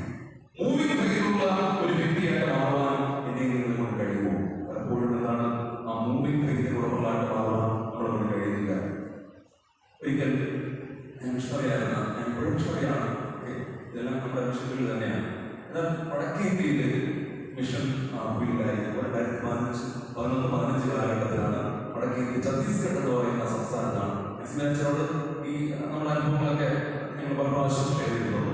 അങ്ങനെ ഒരു പ്രാവശ്യം ഛത്തീസ്ഗഡിൽ ഞാൻ നിങ്ങൾ ഗൂഗിളിൽ സെർച്ച് ചെയ്താൽ അറിയാം, നാരായൺപൂർ എന്ന് പറയുന്ന സ്ഥലം. നാരായൺപൂർ വസ്ത്രയിൽ ഇന്ത്യയിൽ ഏറ്റവും കൂടുതൽ നക്സലുകളുള്ള മേഖലയാണ് എന്ന് പറയുന്നത് ഈ നാരായൺപൂർ വസ്ത്രയിൽ എന്ന് പറയുന്നത്. ഈ മേഖലയിലാണ് ഇത് 3 വർഷത്തോളം കാലം ഞാൻ ശരിക്കും ഓഫീസിലേക്ക് പോയി. 3 വർഷത്തോളം കാലം അവിടെയാണ് ചെയ്തത് മിഷണറിയായിട്ട്. അപ്പോൾ ഏത് സമയം എന്ത് സംഭവിക്കാം, ജീവിതത്തിൽ എന്ത് സംഭവിക്കാനുള്ള ഒരു അവസ്ഥയാണ് മിഷൻ ചെയ്യുന്നത്. അതാണ് ഞാൻ പറഞ്ഞത്, ബൈബിൾ കൊണ്ടുപോകുന്ന കാര്യമൊക്കെ പറഞ്ഞത് വളരെ പ്രശ്നമാണ്. പള്ളികളെ മിഷണറിനെ അടിക്കുക, വിശ്വാസികൾ ഓടിച്ച് ഇപ്പോഴും നോക്കുക. ഛത്തീസ്ഗഡൊക്കെ വലിയ പ്രശ്നമുള്ളതാണ്. വിശ്വാസികൾ ഓടിച്ച് കളയുക. നമ്മളൊക്കെ ഭയമാണ്, വളരെ ഭയമാണ് ചെയ്തത് മിഷൻ വേല ചെയ്തത്. അങ്ങനെ ഭയപ്പാടിന്റെ അവസ്ഥകളിൽ ഒരു പള്ളി നമ്മുടെ ജില്ലകളിലെല്ലാം ശുശ്രൂഷകൾ. അങ്ങനെ 2ാം വർഷമായപ്പോൾ ചെയ്തു നാരായൺപൂർ ജില്ലയിൽ നിന്ന് കൊണ്ടാകാമെന്ന് പറയുന്ന മറ്റൊരു ജില്ലയിലേക്ക് ചെയ്തു. ഞാൻ വീണ്ടും പോസ്റ്റിംഗ് വളർന്നു മാറ്റി ആ ജില്ലയിലെ കാര്യങ്ങൾ ഞാൻ ചെയ്തു. എന്നെ ഞങ്ങളുടെ ദക്ഷിണയുടെ ബോർഡ് മിഷനാണ്. അങ്ങനെ കൊണ്ടകാവെന്ന് പറയുന്ന സ്ഥലത്ത് ഞങ്ങൾ എന്ത് ചെയ്യുകയാണ്, മിഷണറി കുടുംബമായിട്ട് ഞങ്ങൾ അവിടെ നിൽക്കുകയാണ്. ഈ സമയത്ത് അവിടെ നിന്ന് കൊണ്ടകാവിൽ നിന്ന് നാരായണപുരം എന്ന് പറയുന്ന സ്ഥലത്തേക്ക് ഏകദേശം 110 കിലോമീറ്റർ യാത്ര ചെയ്തുകൊണ്ടാണ് നമുക്ക് പോകുന്നത്. ശ്രദ്ധിക്കുക, ഛത്തീസ്ഗഡിലെ റായ്പൂർ എന്ന് പറയുന്ന സ്ഥലത്ത് 275 കിലോമീറ്റർ വനത്തിലൂടെ സഞ്ചരിച്ചാണ് പോയിട്ടത്. കുറെ കഴിഞ്ഞിട്ട് വനമാണ്, ഫുള്ള് തീവ്രമായ വനം, ഡെൻസ് ആയിട്ടുള്ള ഫോറസ്റ്റാണ്. ഈ വനത്തിനുള്ളിലാണ് ഈ ഫീൽഡുകളെല്ലാം ഉള്ളത്. അപ്പോൾ 110 കിലോമീറ്റർ ഞങ്ങൾ സഞ്ചരിച്ചാണ് ഒരു ജില്ലയിൽ മറ്റൊരു ജില്ലയിലേക്ക് പോകാൻ. ഒരു ദിവസം വൈകുന്നേരമായപ്പോൾ ഞങ്ങൾ ഇൻചാർജ് പറഞ്ഞു, അച്ഛാ പാസ്റ്റർ എന്ത് ചെയ്യണം, നിങ്ങൾ എന്ത് ചെയ്യണം, ഇന്ന് വൈകുന്നേരം ഞങ്ങളുടെ മിഷൻ സെന്ററിലേക്ക് വരണം. അപ്പം ഞാൻ പറഞ്ഞു, വെച്ചാൽ ഇപ്പോൾ തന്നെ നേരെ വൈകി അവിടെ നമ്മൾ ഒരു 6-7 മണിയാകുമ്പോൾ യാത്രയ്ക്ക് ക്ലോസ് ചെയ്യും. യാത്ര ചെയ്യും. കാരണം വന്യജീവികളുടെ ആക്രമണം ഉണ്ടാവും, അല്ലെങ്കിൽ നക്സലിന്റെ ആക്രമണം ഉണ്ടാവും, അല്ലെങ്കിൽ സമാധികളുടെ ആക്രമണം, ഇങ്ങനെ വലിയ പ്രശ്നങ്ങളാണ്. ശ്രദ്ധിക്കുക. അങ്ങനെ അതുകൊണ്ട് ഞാൻ അച്ഛൻ ഇപ്പോൾ യാത്ര ചെയ്താൽ ബൈക്കിൽ യാത്ര ചെയ്താൽ ഒരു 3 മണിക്കൂറൊക്കെ എടുക്കും. എങ്കിലും പച്ചപ്പുറം വളരെ അത്യാവശ്യമാണ്, എമർജൻസിയാണ്, നമുക്ക് പോകണമെന്നുള്ളത്. അങ്ങനെ ഞങ്ങൾ രണ്ടുപേരും, ഞാനും എൻ്റെ കൂടെ ആദ്യം ഞങ്ങൾ ഒരുമിച്ചാണ് മിഷൻ ചെയ്യുന്നത്. ഞങ്ങളുടെ അവിടെ തദ്ദേശീയ മിഷണറി മംഗൾ സലാമാണ് അദ്ദേഹത്തിന്റെ. മംഗൾ സലാമായി പറഞ്ഞു, മംഗൾ നമുക്ക് എന്ത് ചെയ്യാം, ഇവിടെ നാരായണപൂരിലേക്ക് പോകാം, ബൈക്ക് എടുക്കാൻ പറഞ്ഞു. ഞാൻ ബൈക്ക് എടുത്തു. ഇതിൽ ഞങ്ങൾ യാത്ര പോകും. ഇങ്ങനെ ഞങ്ങൾ കൊണ്ടകാവ് ജില്ലാ സെന്ററിലെത്തി. അവിടെ കാട്ടിലൂടെ യാത്ര പോകും. ഓക്കെ, 10 കിലോമീറ്ററായി, 20 കിലോമീറ്ററായി, 30 കിലോമീറ്ററായി, 40 കിലോമീറ്ററായി, എനിക്ക് തോന്നുന്നു 50 കിലോമീറ്റർ പകുതി സ്ഥലം കഴിഞ്ഞു. പ്രിയമുള്ളവരെ, രാത്രിയായി, സമയത്തായി രാത്രി 7 മണി 7-8 മണിയായി കഴിഞ്ഞിരിക്കും. അപ്പൊ മക്കൾ പറഞ്ഞു, ബ്രദർ, എന്റെ ഭാര്യനാണ് ഭാര്യ, ജൽദി ഞാൻ പറയാം. നമുക്ക് കാണാം, ഇവിടത്തേക്ക് വളരെ വേഗത്തിലാണ് വണ്ടി ഓടിക്കണം, വളരെ അപകടമാണ്, എന്ത് സംഭവിക്കാനുള്ള ചാൻസ് ഉണ്ട് വളരെ. അതുകൊണ്ട് ഞാൻ വളരെ വേഗത്തിൽ വണ്ടി ഓടിച്ചു. പ്രിയമുള്ളവരെ, വണ്ടിയുടെ ആക്സിഡന്റ് എത്ര കൂട്ടാൻ പറ്റുമോ എന്ന് വളരെ സ്പീഡിൽ ഓടിക്കും. പക്ഷേ കുറച്ച് നേരം കഴിഞ്ഞാൽ വണ്ടി ഓഫായി. വണ്ടി എന്ത് ചെയ്തു? ഓഫായി. ഞങ്ങൾ എത്ര സ്റ്റാർട്ട് ചെയ്യാൻ ശ്രമിച്ചു. ഞാൻ വളരെ ആയാസപ്പെട്ട് വണ്ടി സ്റ്റാർട്ട് ചെയ്തു. പക്ഷെ വണ്ടി സ്റ്റാർട്ട് ആവുന്നില്ല. ഞങ്ങൾ പേടിച്ചു. കുറച്ചുകൂടെ വണ്ടി സ്റ്റാർട്ട് ചെയ്തു. അവിടെ സ്ട്രീറ്റ് ലൈറ്റ്സ് ഒന്നുമില്ല. ഒരു ഗ്രാമം 20 കിലോമീറ്റർ കഴിയാൻ അടുത്ത ഗ്രാമമുള്ളത്. ഒരാളെ കാണാൻ പറ്റുമെങ്കിൽ 25 കിലോമീറ്റർ കഴിയണം. ഉള്ളിരിക്കാണ്, വന്യജീവികളൊക്കെ വിളിച്ചോണ്ടിരിക്കുകയാണ്, വല്ലാത്ത ശബ്ദങ്ങളോണ്ടിരിക്കുകയാണ്. ഞങ്ങൾ വിളിച്ചാണ് മംഗൾ എന്ത് ചെയ്യണം, എന്റെ പറയുന്ന മംഗൾ എന്ത് ചെയ്യാൻ പറയാൻ അവിടുത്തെ ആളാണ്. ശ്രദ്ധിക്കണം, എനിക്ക് ധൈര്യം തരേണ്ട ആള് തൊട്ടുപകലിന്റെ ആളുകൾ ഇറക്കിയാണ്. ഞാൻ പറഞ്ഞ മംഗൾ ഇതിനാണ് പേടിക്കുന്നത്. ഞാൻ പക്ഷേ വലിയ പേടിയാണ്. ഞാൻ പേടിച്ചോണ്ടിരിക്കും. ഞാൻ എന്തിനാണ് പേടിക്കുന്നത്? നമ്മളോട് പറയുന്നത് നമ്മുടെ വിശ്വാസം ജീവിക്കുന്ന യാത്രകളാണ്. അപ്പൊ നമ്മളെ വാക്കേണ്ട സുരക്ഷിത ആളുകളുണ്ട്. നമുക്ക് വേണ്ടി യുദ്ധം ചെയ്യുന്ന ആളാണ്. വേണ്ടി യുദ്ധം ചെയ്യുന്ന ദൈവമാണ്. ഇങ്ങനെ ഞാൻ പറഞ്ഞു, എനിക്കും ആശ്വാസമായി, ആർക്കും ആശ്വാസമായി, എന്റെ പ്രിയ സഹോദരനായിരുന്ന മക്കളിലും ആശ്വാസം. ഞങ്ങൾ വണ്ടി സ്റ്റാർട്ടാവുന്നില്ല. മക്കൾ പറഞ്ഞു നമുക്ക് വണ്ടി തള്ളി പോകാം. കുറച്ച് വണ്ടി തള്ളി, ഒരു 2-3 കിലോമീറ്റർ വണ്ടി തള്ളിയതിനു ശേഷം വീട്ടിൽ വണ്ടി സ്റ്റാർട്ടാവുന്നില്ല. മക്കൾ പറഞ്ഞു പ്രിയ സഹോദരൻ നമുക്ക് വണ്ടിയോടെ വയ്ക്കാം. ഞങ്ങൾ വണ്ടിയോടെ വെച്ചു. കാരണം വണ്ടി തള്ളിക്കൊണ്ട് പോയാൽ എന്തെങ്കില്ല, വണ്ടി എത്തത്തില്ല, ആൾക്കാർ എത്തത്തില്ല. അതുകൊണ്ട് വണ്ടി ഉപേക്ഷിക്കാൻ പോവുകയാണ്. പ്രിയമുള്ളവരെ, അന്ന് രാത്രി ആ സമയത്ത് ആ വനത്തിൽ ഞങ്ങൾ എന്ത് ചെയ്തു? വീട്ടിൽ അറിയില്ല, അറിയിട്ടാണ് വണ്ടി അവിടെ ഉപേക്ഷിച്ചു. ഞങ്ങളെ എന്ത് ചെയ്തു? കയ്യിൽ ടോർച്ച്, ഇന്നത്തെ പോലെ സ്മാർട്ട് ഫോണൊന്നും ഇല്ല. ഓക്കെ, ചെറിയ ഫോൺ, നോക്കിയുടെ ഫോണാണ്. അപ്പൊ ഈ ഫോൺ എടുത്ത് വെച്ചിങ്ങനെ ലൈറ്റ് അടിക്കുക. ഓക്കെ, ലൈറ്റ് അടിച്ച് എത്ര വെള്ളം അറിയാലോ, റോഡിലൂടെ വെള്ളം അടിച്ചിട്ട് പോവുകയാണ്. പ്രിയമുള്ളവരെ, ഞങ്ങൾ രണ്ടുപേരും ഉറച്ചാണ് ചെയ്യുന്നത്, ടോർച്ച് ചെയ്യുന്നത്, കയ്യിലുള്ള മൊബൈൽ ഫോൺ ചെയ്യുന്നത്, ഇങ്ങനെ പിടിച്ചുകൊണ്ടിരിക്കുന്നത്. കുറെ കഴിയുമ്പോൾ മൊബൈൽ ഫോണിന്റെ വെള്ളം ചെയ്യുന്നത് 2 ദിവസം നടന്നതാണ്. മൊബൈൽ ഫോണിന്റെ വെള്ളം പോയി. ഒരൊറ്റ മനുഷ്യൻ ചെയ്യുന്നില്ല, ഒരൊറ്റ വണ്ടിയോ ഒരൊറ്റ മനുഷ്യനോ ചെയ്യുന്നില്ല. അവിടെ മകൾ പറഞ്ഞു, മകൾ ഇങ്ങനെ വിതുമ്പാൻ തുടങ്ങി. എന്റെ കൂടെയുള്ള സഹോദരൻ കരയാൻ തുടങ്ങി. അദ്ദേഹം പറഞ്ഞു എനിക്ക് വീട്ടിലേക്ക് പോകണം, എനിക്ക് വീട്ടിൽ പോകണം. നമുക്ക് തീരെ വിഷമമായില്ലെന്ന് പറയും, വീട്ടിൽ പോകണം എന്ന് പറയും. എന്നോട് പറഞ്ഞു എനിക്ക് വീട്ടിൽ പോകണം. അപ്പൊ ഞാൻ അവിടെ വീട്ടിൽ പോകാം, ദൈവം നമുക്ക് പ്രാർത്ഥിക്കാം. ഞങ്ങൾ അവിടെ എന്തെങ്കിലും, ഞാൻ മകൾ എന്തെങ്കിലും കരങ്ങൾ വിളിച്ചെന്തെങ്കിലും കരങ്ങൾ ഇറക്കുക. ദൈവങ്ങളെ പോലെ ശക്തമായി നിൽക്കുന്നില്ല, കരങ്ങൾ ഇറക്കുക. പക്ഷെ നിങ്ങൾ കുറച്ച് കൈകൊണ്ടുകൂടെ പ്രാർത്ഥിച്ചു, ദൈവമേ ഒരു വാഹനത്തെ ഗതിയാണ് അവിടെ നയിക്കുകയാണ്, അന്ന് ഇറങ്ങി വരണം, എന്തെങ്കിലും. ഇത് ഞങ്ങളുടെ യാത്രയാണ്. പക്ഷെ ഈ യാത്ര എന്തിനാണ്, എനിക്ക് വേണ്ടിയാണ് ചെയ്യുന്നത്, ഞങ്ങൾ അറിഞ്ഞിരിച്ചത്. അതുകൊണ്ട് ഞങ്ങൾ എത്തിക്കണമേ ഞങ്ങൾ പ്രാർത്ഥിച്ചു. കുറെ നേരം വീട് നടന്നു, ഒരു വണ്ടിയും വന്നില്ല. വീട്ടിൽ വന്ന് കാര്യങ്ങൾ പിടിച്ച് ഞാൻ മക്കൾ പറഞ്ഞു. എന്നാൽ കുറച്ച് നേരം കഴിഞ്ഞാൽ ഒരു വെള്ളക്കാവ്, ഇതാണ് ഒരു വെള്ളക്കാവ്. വെള്ളക്കാവ് ഞങ്ങൾ കൈകാണിച്ച് നിർത്തിയില്ല, മുമ്പിലേക്ക് പോയി. പക്ഷെ ആ കുറെ വീട്ടിലേക്ക് പോയിട്ട് വീണ്ടും അവിടെ നിർത്തി കുറച്ച് പേഴ്സ് എടുത്തു. ഞങ്ങൾ ഓടി. ഓക്കെ, കാറിന്റെ വെട്ടം കാണാം. ഞങ്ങൾ ഓടിയപ്പോ ഞങ്ങൾ ആ കാറിലേക്ക് നാളെ പറഞ്ഞു, ഹിന്ദിയിൽ പറഞ്ഞതാണ്, ഹിന്ദി ഛത്തീസ്ഗഡ് എന്ന് പറഞ്ഞ ഭാഷയിൽ പറഞ്ഞു, അകത്തേക്ക് കയറാറ്. ഓക്കെ, ഞങ്ങൾ ഇന്നലെ വണ്ടിയിൽ കയറി. അപ്പോ വേറെ തിരിച്ചിരിക്കാൻ ശരിയല്ല. ഓക്കെ, ഞാൻ മക്കളെ കാര്യങ്ങൾ വിളിച്ച് രക്ഷപ്പെടുത്തി. ഓക്കെ, അങ്ങനെ ഞങ്ങൾ എന്താണ് അപ്പോ ഈ മനുഷ്യൻ പറയുകയാണ്, നിങ്ങൾ ആരെന്ന് എനിക്കറിയാം. ആര് പറഞ്ഞു? ഈ വണ്ടി ഓടിക്കുന്ന ആള് പറഞ്ഞു, നിങ്ങൾ ആരെന്ന് എനിക്കറിയാം, പക്ഷെ നിങ്ങൾക്ക് എന്നെ അറിയാൻ ഒരു സാധ്യതയില്ല. അപ്പൊ ഞാൻ ചോദിച്ചു, വീട്ടിൽ നിങ്ങൾ ആരാണ്? അപ്പൊ ഞാൻ പറഞ്ഞു, അദ്ദേഹം പറഞ്ഞു, ഞാൻ വീണ്ടും പ്രഭാഷണം, നിങ്ങൾ ആരാണ്? അപ്പൊ അദ്ദേഹം പറഞ്ഞു, ഞാൻ CRPF കമാൻഡറാണ്. ഞാൻ ആരാണ്? CRPF ഒരു കമാൻഡറാണ്. എന്റെ പേര് ദേവാനന്ദനാണ്. ഞാൻ നാരായണപൂരിലെ അവിടെ ഛത്തീസ്ഗഡിൽ അങ്ങനെയാണ്. ഒരു 5 കിലോമീറ്റർ 10 കിലോമീറ്റർ കഴിയുമ്പോൾ എന്താണ് കമാൻഡിംഗ് ഏരിയസ് ആണ് CRPF പല ഫോഴ്സിന്റെ. അപ്പൊ ഞാൻ ഇങ്ങനെ നാരായണപൂരിന്റെ കാര്യങ്ങളൊക്കെ നിയന്ത്രിക്കുന്ന ഒരു കമാൻഡറാണ്. നിങ്ങളെ ഞാൻ പരാമർശിക്കപ്പെട്ടു, നിങ്ങൾ മസീദ് സേവകല്ലോ എന്നാണ്, മസീദ് സേവകല്ലോ എന്നാണ് അവിടെ പറയുന്നത്. അപ്പോൾ യേശുവിന്റെ ആൾക്കാരാണ് എനിക്കറിയുന്നത്. എന്ന് പറഞ്ഞു, യേശുവിനെയൊക്കെ പറഞ്ഞിട്ടില്ലേ, നിങ്ങൾ എന്തിനാണ് പഠിക്കുന്നത് അല്ലെ, നിങ്ങൾ എന്തെങ്കിലും അദ്ദേഹം എന്തിനാണ് നമ്മളോട് തന്നെ പറയുകയാണ്. ഇത് കേൾക്കണം, ഞങ്ങൾ കുറച്ചുകൂടെ ശക്തി മക്കളൊക്കെ എന്ത് ചെയ്തു, കുറച്ചുകൂടെ അഭിമാനത്തോടെ എന്ന് പറയും. അങ്ങനെ വണ്ടി പോയി അവസാനം സെൻട്രലിൽ അദ്ദേഹം സെൻട്രലിനകത്ത് വരുന്നില്ല, ഞങ്ങൾ അവിടെ ആക്കിയിട്ട് എന്ത് ചെയ്തു, അദ്ദേഹം തിരികെ പോയി. ഈ കാര്യം പറയാൻ വേണ്ടി ഓടി ഞങ്ങൾ എന്ത് ചെയ്യാണ്, അച്ഛൻ്റെ അടുത്തേക്ക് അച്ഛായ സംഭവം ഉണ്ടായി. ഞങ്ങളെ രക്ഷിക്കാനായിട്ട് തോന്നുന്നു ഒരു വെള്ളക്കാരൻ വന്നു. ഞങ്ങളെ രക്ഷിക്കാനാണ് CRPF കമാൻഡറാണ്. നാളെ നമുക്ക് ഇവിടെ പോകണം, ആ ക്യാമ്പിൽ പോയിട്ട് എന്ത് ചെയ്യണം, അവിടെയുള്ള സാറിനോട് പറയണം, നന്ദി പറയണം. അച്ഛൻ പറഞ്ഞ ആരാണ്?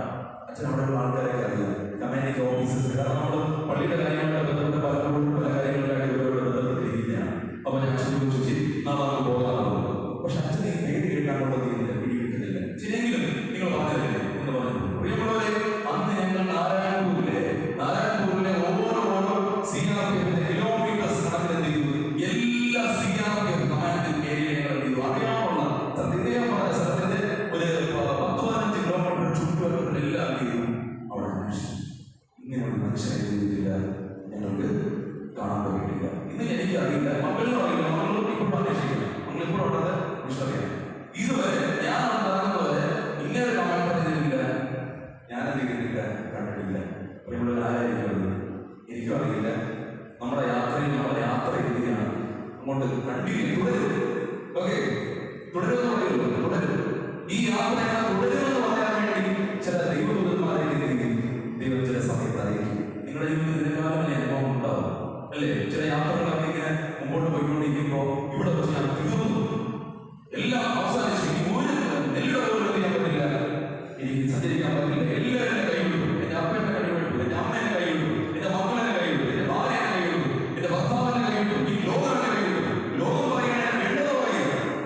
പക്ഷെ നമ്മളെ കൈവിടാത്ത ദൈവം പോലെ തുടരും. നമ്മളെ കൈവിടാത്ത ഒരു ദൈവമുണ്ട്. ഹല്ലേലൂയ. വിശ്വാസ ജീവിതത്തിൽ ഒരു പക്ഷേ അന്ന് പട്ടുപോകേണ്ട ഞങ്ങൾ ആ കാട്ടിനകത്ത് വെച്ച് എന്തെങ്കിലും ഒരു അനുഭവത്തിലൂടെ പട്ടുപോകേണ്ട ഞങ്ങൾ ഇന്നും എന്ത് ചെയ്യണം? മംഗൾസലാം ഛത്തീസ്ഗഡിൽ അറിയപ്പെടുന്ന ഒരു വിഷയമാണ്. പക്ഷെ എനിക്കും ഇന്ന് എന്തെങ്കിലുമൊക്കെ ദൈവത്തിന്റെ വചനം പറയുവാനും ശുശ്രൂഷ മേഖലയിൽ നിൽക്കുവാനൊക്കെ കഴിയുന്നുവെങ്കിൽ അതെന്റെ കഴിവുകളല്ല തുടരുമെന്ന് ആരാണ് പറഞ്ഞത്? എന്നോട് പറഞ്ഞ ആരാണ്? യേശുവാണ്. നിങ്ങളോട് പറയുക യേശു തുടരും. പക്ഷേ ഈ യാത്ര തുടരണമെങ്കിൽ നിങ്ങൾ ആരോടൊപ്പം യാത്ര ചെയ്യണം? യേശുവിനോട്. നമ്മുടെ ഒരിക്കലും എന്താകാതെ, ഒരു സ്റ്റാഗ്നന്റ് ഫെയ്ത്ത് ആകാതെ, ഒരിക്കലും കെട്ടിക്കിടക്കുന്ന ഒരു വിശ്വാസമല്ല. യേശുവിനോടൊപ്പം മൂവ് ചെയ്യുന്ന എന്തായിരിക്കണം? ഒരു വിശ്വാസം ഉണ്ടെങ്കിൽ തീർച്ചയായിട്ടും ഇത് തുറന്നുകൊണ്ടേയിരിക്കും. അവസാനമായി ഉപസംഹാരമായി 3 ആറുകളുള്ള പറയാനാണ്. എന്താണ് പറയുന്നത്? ഈ 3 ആറുകളുണ്ടെങ്കിൽ നമുക്ക് എന്ത് ചെയ്യാൻ പറ്റും? ഈ തുടരുമെന്ന സംഗതി എന്ത് ചെയ്യാൻ പറ്റും? ഈ നിലനിർത്തിക്കൊണ്ടാൻ പറ്റും. ഒന്നാമത്തെ ആറ് റിയലൈസേഷൻ. എന്താണ് റിയലൈസേഷൻ? തിരിച്ചറിവ്. എന്ത് തിരിച്ചറിവ്? ഞാൻ പാപിയാണ്, ഞാൻ യോഗ്യതയില്ലാത്തവനാണ്, ഞാൻ എന്താണ്? ഒന്നുമില്ലാത്തവനാണ്, ഞാൻ മണ്ണാണ്. പ്രിയമുള്ളവരെ, നമ്മുടെ ഓർമ്മ എന്താണ്? മണ്ണാണ്. മനുഷ്യാദി മണ്ണാകുന്നു. പാട്ട് പറയുന്നത് മനുഷ്യനെ എന്താണ്? മണ്ണാണ്. മണ്ണിൽ നിന്ന് വന്നവർ വളരെ എന്തിലേക്ക് പോകും? മണ്ണിലേക്ക് തിരികെ കൊണ്ടുവരാണ്. മണ്ണും മനുഷ്യൻ തമ്മിലാണ് യുദ്ധം. ഇവിടെ യുദ്ധം തമ്മിലാണ് മണ്ണും മനുഷ്യനും. ഈ യുദ്ധം ലോകത്ത് ഏത് യുദ്ധമെടുത്ത് പോകും? ഏത് സംഗതികളെടുത്ത് പോകും? എന്തിനു വേണ്ടിയാണ് നടന്നത്? മണ്ണിന് വേണ്ടിയാണ് യുദ്ധം. എല്ലാം ഈ ലോകത്തുള്ള ചരിത്രം എല്ലാം നടന്നിരിക്കുന്നതിന് വേണ്ടിയാണ്. ഇന്നും അന്നും മണ്ണിന് വേണ്ടിയാണ്. പക്ഷേ ഇത് ജയിക്കേണ്ട കാര്യം എന്ന് പറയുന്നത് എന്താണ്? അവസാനം ചെയ്യുന്ന ആരാണ്? മണ്ണാണ്. മണ്ണ് ജയിച്ചുകൊണ്ട് പറയും, പ്രിയ സഹോദര, പ്രിയ സഹോദരി, പ്രിയ മനുഷ്യ, പ്രിയ സ്ത്രീ, ജയിച്ചതാണ് ഞാനാണ്. മണ്ണിലേക്ക് നമ്മൾ എന്ത് ചെയ്യും? തിരികെപ്പെടണം. അപ്പോൾ ഈ ഒരു റിയലൈസേഷൻ നമുക്കുണ്ടാകും. ഞാൻ പാപിയായ വ്യക്തിയാണ്. ഞാൻ എന്താണ്? ഈ യാത്രയിൽ തുടരുവാൻ ഒരു യോഗ്യതകളില്ലാത്ത ഒരു വ്യക്തിയാണ്. അതുകൊണ്ട് നമ്മൾ ചെയ്യുന്നത് എന്താണ് ചെയ്യുന്നത്? ദൈവത്തിന്റെ വചനം നമ്മളോട് പറയുന്നത് ഞാൻ വായിക്കാമോ? 1 യോഹന്നാൻ 1:1-8. ഞാൻ എന്താ വായിക്കാൻ സമയം കുറവാണ്. നമുക്ക് പാപമില്ല എന്ന് നാം പറയുന്നെങ്കിൽ നമ്മൾ എന്ത് ചെയ്യണം? നമ്മൾ തന്നെ ചെയ്യും. സത്യം നമ്മിൽ ഇല്ലാതെയില്ല. നമ്മുടെ പാപങ്ങൾ ഏറ്റു പറഞ്ഞ് അവിടുന്ന് നമ്മുടെ പാപം ക്ഷമിച്ച് സകല അനീതിയിൽ നോക്കി നമ്മെ ശുദ്ധീകരിക്കുവാൻ വിശ്വസ്തനും നീതിമാനുമാണ്. നമ്മുടെ ഫെയ്ത്ത് മൂവിംഗ് ഫെയ്ത്ത് ആണെങ്കിൽ ഈ വിശ്വാസ ജീവിതയാത്രയിൽ ഒരു വഴിയെങ്കിലും നിങ്ങൾ മുമ്പോട്ട് പോകാൻ ആഗ്രഹിക്കുന്ന പ്രിയമുള്ളവരെ, കെട്ടിക്കിടക്കുന്ന എന്തെങ്കിലും പാപം നമ്മുടെ ജീവിതത്തിൽ ഏറ്റു പറയാതെ ശ്രദ്ധിക്കണം. നമ്മുടെ ജീവിതത്തിൽ പലപ്പോഴും നമുക്കൊരു പ്രോഗ്രഷൻ ഇല്ലാത്തതിന് കാരണം, ഒരു എഴുന്നേറ്റവും ഇല്ലാത്തതിന് കാരണം വേദപുസ്തകം പഠിപ്പിക്കുകയാണ്. യെശയ്യാപ്രവാചകന്റെ പുസ്തകം 51-ാം അധ്യായം 1-ാമത്തെ വാക്യം. യെശയ്യാപ്രവാചകന്റെ പുസ്തകം 51-ാം അധ്യായം 1-ാമത്തെ വാക്യം. രക്ഷിപ്പാൻ കഴിയാവണ്ണം യഹോവയുടെ കയ്യിലില്ല, കുറുകിയിട്ടില്ല. കേൾപ്പാൻ കഴിയാവണ്ണം അവന്റെ ചെവി മന്ദമായിട്ടുമില്ല. എന്താണ് കാരണം? എന്താണ് പ്രോബ്ലം? അടുത്ത വചനമുണ്ട്. നിങ്ങളുടെ അകൃത്യങ്ങൾ അത്രേ നിങ്ങളെയും നിങ്ങളുടെ ദൈവത്തെയും തമ്മിൽ എന്ത് ചെയ്തത്? ഭിന്നിപ്പിച്ചത്. നിങ്ങളുടെ പാപങ്ങൾ അത്രേ എന്ത് ചെയ്തത്? അവൻ കേൾക്കാവണ്ണം അവന്റെ മുഖത്തെ നിങ്ങൾക്ക് മറയ്ക്കുമാറാക്കിയത്. അപ്പൊ ആരാണ് കാരണം? ഈ തോൽവിക്ക്, ഈ മൂവിംഗ് ഫെയ്ത്തിന് സ്റ്റോപ്പ് ഇടാൻ കാരണം ദൈവമല്ല. കാരണം എന്റെ പാപം, എന്റെ അകൃത്യം, എന്റെ ലംഘനം, ഇതിനൊന്നും എന്ത് ചെയ്തത്? മറച്ചു വെക്കുന്നത്. അതുകൊണ്ടാണ് എല്ലാ ഞായറാഴ്ചയിലും പ്രത്യേകതകളുടെ ട്രഡിഷൻ, ആംഗ്ലിക്കൻ ട്രഡിഷൻ ആയാലും കോൺഗ്രസ് ട്രഡിഷൻ ആയാലും ഇപ്പോൾ ആദ്യത്തെ ഭാഗം എന്താണ്? പാപം ഏറ്റുചൊല്ലുക, പാപബോധനം, മടക്കം. ഒരു മടക്കി വരേണ്ട അനുഭവം. എന്താ കാര്യം? എവിടെയെങ്കിലും ഒരു ബ്ലോക്ക് സംഭവിച്ചിട്ടുണ്ടെങ്കിൽ ദൈവമേയോട് ക്ഷമിക്കണം, ഞാൻ ആവർത്തിക്കില്ല. അതുകൊണ്ട് നമ്മൾ ചെയ്ത പാപമായിരിക്കില്ല, നമ്മുടെ തലമുറകളിൽ സംഭവിച്ച പാപമായിരിക്കും. ഏത് പാപമായാലും ദൈവത്തിന്റെ സന്നിധിയിൽ ഏറ്റു പറഞ്ഞു കഴിഞ്ഞാൽ ആ ബ്ലോക്ക് കൊണ്ട് മാറും. എന്ത് മാറും? ആ യാത്രയിൽ എന്ത് മാറും? ബ്ലോക്ക് മാറി. അല്ലേ? ബ്ലോക്കിലേക്ക് യാത്ര എത്ര സുഖമായിരിക്കും. ഞാൻ അച്ഛനോട് യാത്ര ചെയ്തു, ഒരുമിച്ച് യാത്ര. ഞാൻ അച്ഛനോട് പറയുന്നത് ബ്ലോക്കാണ്, പണ്ടത്തെ പോലെ പെരുമാറ്റമില്ല, അതിന് കുഴിയിട്ടേ ഉള്ളൂ. എന്താ കാര്യം? ബ്ലോക്സ്. എന്ത് ബ്ലോക്ക്? വാഹനങ്ങൾ ബ്ലോക്ക് ചെയ്യും, അല്ലേ? റോഡുകൾ ബ്ലോക്ക് ചെയ്യും. ശ്രദ്ധിക്കുക, ഈ വാഹനങ്ങളില്ല, നമ്മുടെ വാഹനം മാത്രമേ റോഡിൽ ഒന്ന് ചിന്തിച്ചു. നമ്മുടെ വാഹനം മാത്രം റോഡിൽ. എത്ര രസമായിരിക്കും യാത്ര? എന്ത് രസമായിട്ട് ഇതുപോലെ യാത്രയ്ക്ക് പോകണമെങ്കിൽ, ഒറ്റയ്ക്ക് പോകണമെങ്കിൽ ആദ്യം എന്ത് ചെയ്യണം? ഈ ബ്ലോക്കിനെ അങ്ങോട്ട് മാറ്റണം. ഇതിനെ അങ്ങോട്ട് മാറ്റണം. ഓരോ എടുത്ത് ഇങ്ങോട്ട് മാറ്റണം. എണ്ണി എടുത്ത് അവിടെ ദൈവത്തിന് കൊടുക്കണം. ഇങ്ങനെ ഒരു സംഭവം കൺഫ്യൂഷൻ എന്താണ്? ഏറ്റുപറച്ചു. പ്രിയമുള്ളവരെ, ദൈവത്തിന്റെ സന്നിധിയിൽ ഒരു റിയലൈസേഷനിലൂടെ നമ്മൾ എന്താണ് ഏറ്റുപറയുന്നത്? സമയം വളരെ രണ്ട് കാര്യങ്ങൾ മാത്രം പറയാൻ കഴിയുക. ഒന്നാമത്തെ ആവേദന റിയലൈസേഷൻ, രണ്ടാമത്തെ ആളാണ് റിപ്പന്റൻസ്. ഈ പശ്ചാത്താപം ഉണ്ടാകും. എന്താണ് വേണ്ടത്? റിപ്പന്റൻസ്. എന്താണ് റിപ്പന്റൻസ്? അതുകൊണ്ടാണ് മുടിയനായ പുത്രനിലേക്ക് ഈ നമ്മുടെ മുടിയനെ വിളിക്കുന്ന ആളുണ്ടല്ലോ, മുടിയായിരിക്കും അല്ലേ? ഇങ്ങനെയൊന്നുമല്ല കേട്ടോ. എന്താ നമ്മൾ അങ്ങനെ വിളിക്കുന്ന കാരണം? പ്രൊഡ്യൂസ് ആണ്. ഞാൻ പക്ഷേ അങ്ങനെ പറയുന്നത് തിരിച്ചു വന്നതാണ്. ആ ഭൂമി കൊടുക്കുന്ന പേരാണ് ഈ ഭൂമിയിലെ നായകനാണ്. വില്ലന് നായകന്റെ കാര്യമാണ്. യഥാർത്ഥത്തിൽ ഈ മകനാണ് ഈ പറയുന്ന സെന്റർ.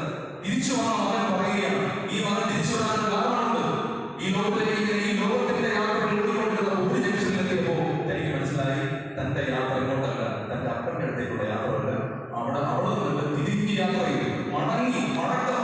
പ്രിയമുള്ളവരെ, ചില യാത്രകളിൽ നമുക്ക് മടക്കം ആവശ്യമാണ്. നമ്മൾ ഈ ലോകത്തിന്റെ യാത്രകൾ കൊണ്ടുകൊണ്ടിരിക്കുമ്പോൾ അതിനെ പറയുന്നു സുശേഷം സുബോധം ചെയ്തു. അവൻ അപ്പന്റെ സ്നേഹം തിരിച്ചറിഞ്ഞു, അപ്പന്റെ അടുക്കിലേക്ക് മടങ്ങി വന്നു. ശ്രദ്ധിക്കുക, അപ്പന്റെ അടുക്കിലേക്ക് മടങ്ങി വന്നത് എന്താണ് കാണാൻ കഴിയുന്നത്? വഴിവാതിൽക്കൽ എന്നും നോക്കും ഈ അപ്പൻ. ആര് വരുന്നോ നോക്കി? തന്റെ മകൻ ഇന്ന് വരും.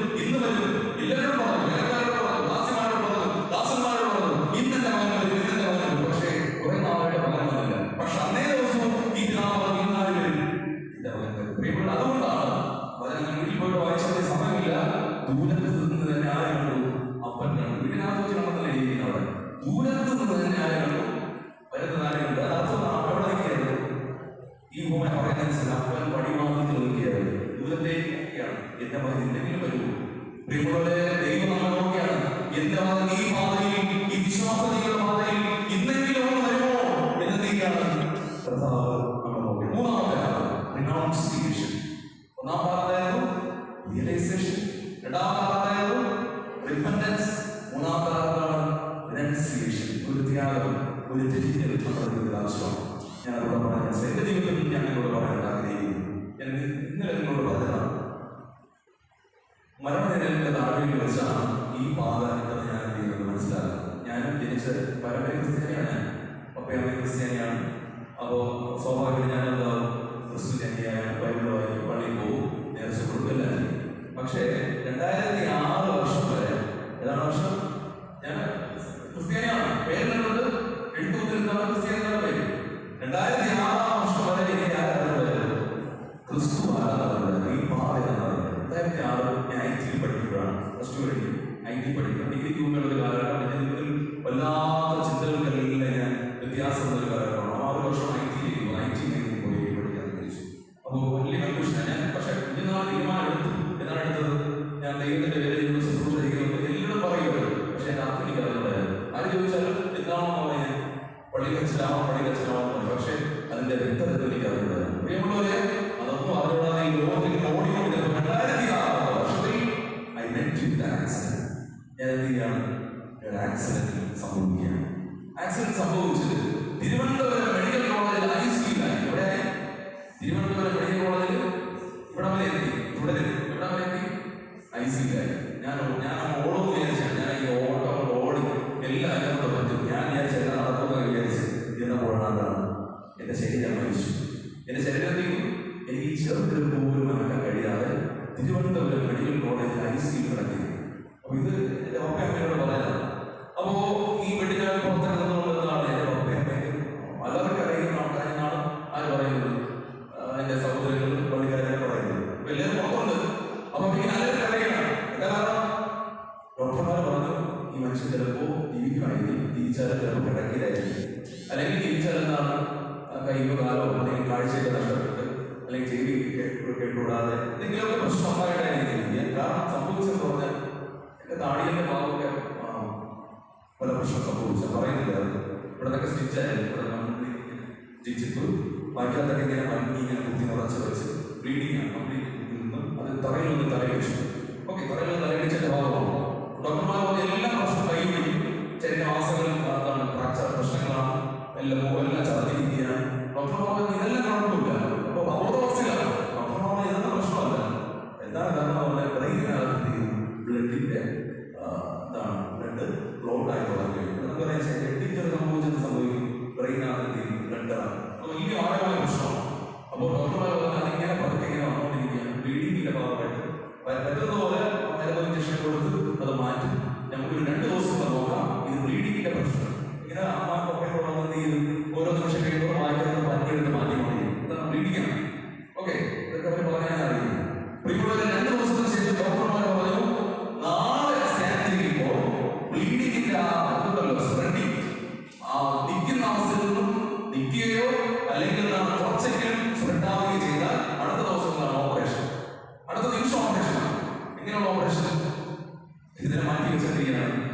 അപ്ഡേഷൻ ചെയ്യാനുള്ളതാണ്. പ്രിയമുള്ളവരെ, അന്നത്തെ ദിവസം രാത്രി എന്നെ കാണാൻ പലരും വന്നിരുന്നു എന്നാണ് പറയുന്നത്. പലരും വന്നിട്ട് കയറാൻ പറ്റുന്നില്ലല്ലോ.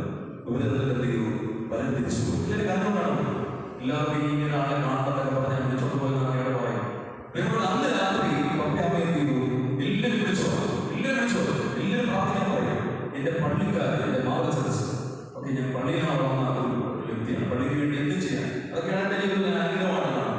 പള്ളിക്ക് വേണ്ടി എന്തൊക്കെ ചെയ്യാൻ കിട്ടുന്ന സമയത്ത് ഓടി എത്തി പള്ളിയിലേക്ക് പോകുന്നത്. പള്ളിക്കാരെല്ലാവരും അന്ന് രാത്രി പള്ളിയിൽ പ്രാർത്ഥിച്ചു. എന്റെ കൂട്ടുകാരെല്ലാവരും പ്രാർത്ഥിച്ചു. കാരണം അടുത്ത ദിവസം സ്കാനിങ്ങാണ്. പ്രിയമുള്ളവരെ, ഞാൻ അന്ന് രാത്രി ശ്രദ്ധിക്കുക, നമ്മുടെ ഉള്ളിലുള്ള മനുഷ്യനെന്ന് പറയുമല്ലോ, എന്റെ പുറത്തെ മനുഷ്യൻ മരിച്ചു. എന്റെ പുറത്തെ മനുഷ്യൻ എന്ത് ചെയ്തു? എനിക്ക് അവർ ബോധമില്ല. അതുകൊണ്ടാണ് ഞാൻ പറയുന്നത്, ഉൽപ്പത്തി പുസ്തകം 23 പറയുന്നതാണ്, കൂരിരുൾ താഴ്വരയിലൂടെ നടക്കുന്ന അനുഭവം. അത് ഇരുട്ടില്ലായിരുന്നു. ഇപ്പോഴെനിക്ക് അറിയാം, ഇരുട്ടില്ലായിരുന്നു. ഇരുട്ടിലൂടെ സഞ്ചരിച്ചുകൊണ്ടിരിക്കുക. കുറേ സമയം അറിയില്ല, ഇരുട്ടിലൂടെ സഞ്ചരിച്ചുകൊണ്ടിരിക്കും. പക്ഷെ ആ ഇരുട്ടിൽ വെച്ച് ഞാൻ എന്ത് ചെയ്തു? ഒരു പ്രകാശം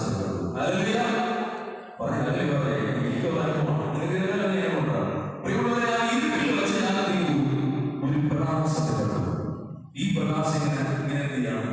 ഒരു ജ്വലിക്കുന്ന പ്രകാശം, പ്രകാശങ്ങളെ പ്രകാശിപ്പിക്കുന്ന ഒരു പ്രകാശത്തെ ആ ഇരുട്ടിന്റെ താഴ്വരയിൽ വെച്ച് എന്ത് ചെയ്തു? ഞാൻ കണ്ടു. പ്രിയമുള്ളവരെ, ഞാൻ കണ്ടു തോന്നുന്നു. ഞാൻ എന്ത് ചെയ്തു? കണ്ടു തോന്നുന്നു. ഞാൻ പറഞ്ഞു, ഞാൻ എന്ത് ചെയ്തു?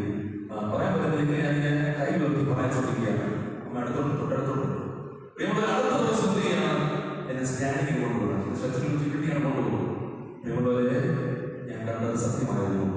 എന്നെ കണ്ടതാരായിരുന്നു? ഞാൻ കാണുന്നതിന് മുമ്പേ എന്നെ കണ്ടവനാണ് എന്റെ ദൈവം. അടുത്ത ദിവസം ഇത് നോക്കിയപ്പോ ഈ ബ്രെയിനകത്തുള്ള പ്ലോട്ടിങ് അതിനുണ്ടായിരുന്നാണ് സയൻസ് പറയുന്നത്. ഓക്കെ, എന്റെ ഈ ബ്രെയിനകത്തുണ്ടായിരുന്ന പ്ലോട്ടിങ് എല്ലാം ഇരിക്കുന്നു. അതിശയം, അവർക്ക് അതിശയമാണ്. ഇങ്ങനെയാണ് ബ്രെയിനകത്ത് ബ്ലഡ് സ്റ്റെയിൻ ഇങ്ങനെ പ്ലോട്ട് ചെയ്ത് സ്പ്രെഡ് ചെയ്തിരുന്നത്. അവിടെ ഒന്നില്ലല്ലോ, അങ്ങനെ ഒരു സംഭവമേ ഇല്ല. ഹല്ലേലൂയ. പ്രിയമുള്ളവരെ, എല്ലാവർക്കും സന്തോഷമാണ്, വലിയ സന്തോഷമാണ്. ഓക്കെ, ഇനിയിപ്പോ പതുക്കെ ചെയ്യാൻ പറ്റുന്നുണ്ട്. എന്റെ കൈവിരലുകളൊക്കെ ചെയ്യാൻ പറ്റുന്നുണ്ട്.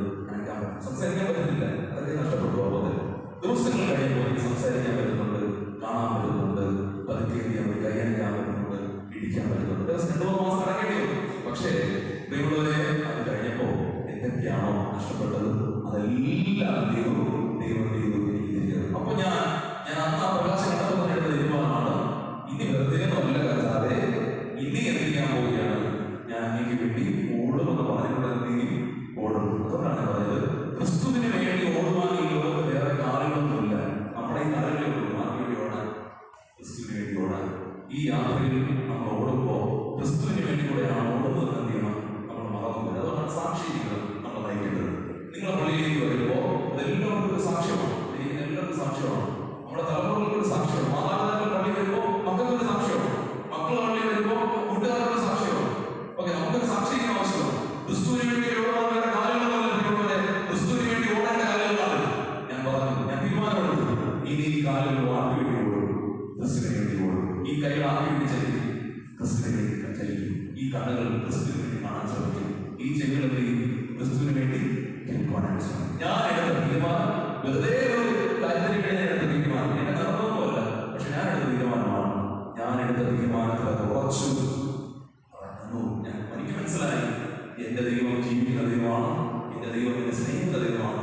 എന്റെ ദൈവത്തിന് എന്നുണ്ട് എന്നെ കുറിച്ച് ഒരു പദ്ധതിയുണ്ട്. പ്രിയമുള്ളവരെ, നിങ്ങളെ കുറിച്ചുകൊണ്ട് ദൈവത്തിന് പദ്ധതി. ജീവിക്കുന്ന ദൈവത്തിന് ഇവിടെ എല്ലാവരെ കുറിച്ചുണ്ട് ഒരു വ്യക്തമായ പദ്ധതി. ഇതിനേക്കാൾ അനുഭവം നിങ്ങൾ പറയാനുണ്ടാവും. സഭയുടെ നിങ്ങൾ പറയണം. ഒരു സാക്ഷ്യത്തിലേക്ക് മറ്റൊരു സാക്ഷ്യത്തിലേക്ക് ഉളവാകും. തീർച്ചയായും ഒരിക്കലും നമ്മൾ അത് ഒരിക്കലും മാറ്റി നിർത്താനായിട്ട് പാടില്ല ഈ യാത്രയിൽ. അതുകൊണ്ട് തന്നെ എന്തുകൊണ്ട് വിശ്വാസം ചെയ്യുന്ന യാത്രയാണ് എന്നുള്ളൊരു വിഷയമല്ല തിരഞ്ഞെടുക്കാനുള്ള കാരണം, എന്റെ യാത്ര പാസ് ഒരു കാലഘട്ടത്തിൽ എത്തിയതാണ്. ഒരു സമയം ആ പാസ്സെല്ലാം നഷ്ടപ്പെട്ട്, വിസയൊക്കെ നഷ്ടപ്പെട്ട് ഞാൻ വല്ലാതെ വിഷമിച്ചപ്പോൾ വീണ്ടും പാസ് നൽകി മുമ്പോട്ട് പോകാൻ പറഞ്ഞാലാണ് ദൈവം. പ്രിയമുള്ളവരെ, ഈ പാസ്സുകളൊക്കെ നമ്മുടെ കയ്യിലുണ്ട്. ഈ മുമ്പോട്ട് വെക്കോ, ഞാൻ കൂടെ നിന്നോടൊപ്പമുണ്ട്. നിന്നോടൊപ്പമുണ്ട് ഞാൻ എന്ന് പറഞ്ഞാൽ നിങ്ങളിങ്ങനെ ഓടിച്ചിട്ടുള്ള ഈ യാത്രയ്ക്ക് തുടരും. പ്രിയമുള്ളവരെ, ഈശ്വരനോടൊപ്പം നമ്മൾ യാത്ര ചെയ്യുകയാണെങ്കിൽ ആ ഒരു സന്തോഷത്തോടും സമാധാനത്തോടും ചെയ്യാൻ പറ്റും. തീർച്ചയായും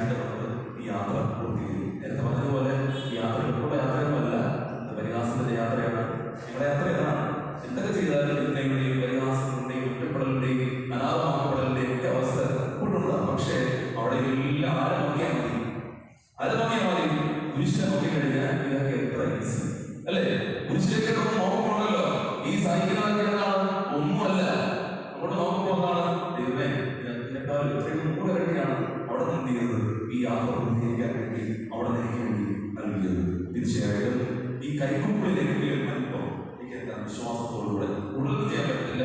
ഈ കൈക്കൂപ്പിളിലെങ്കിലും അല്പം വിശ്വാസത്തെ എടുത്തുകൊണ്ട് കർത്താവേ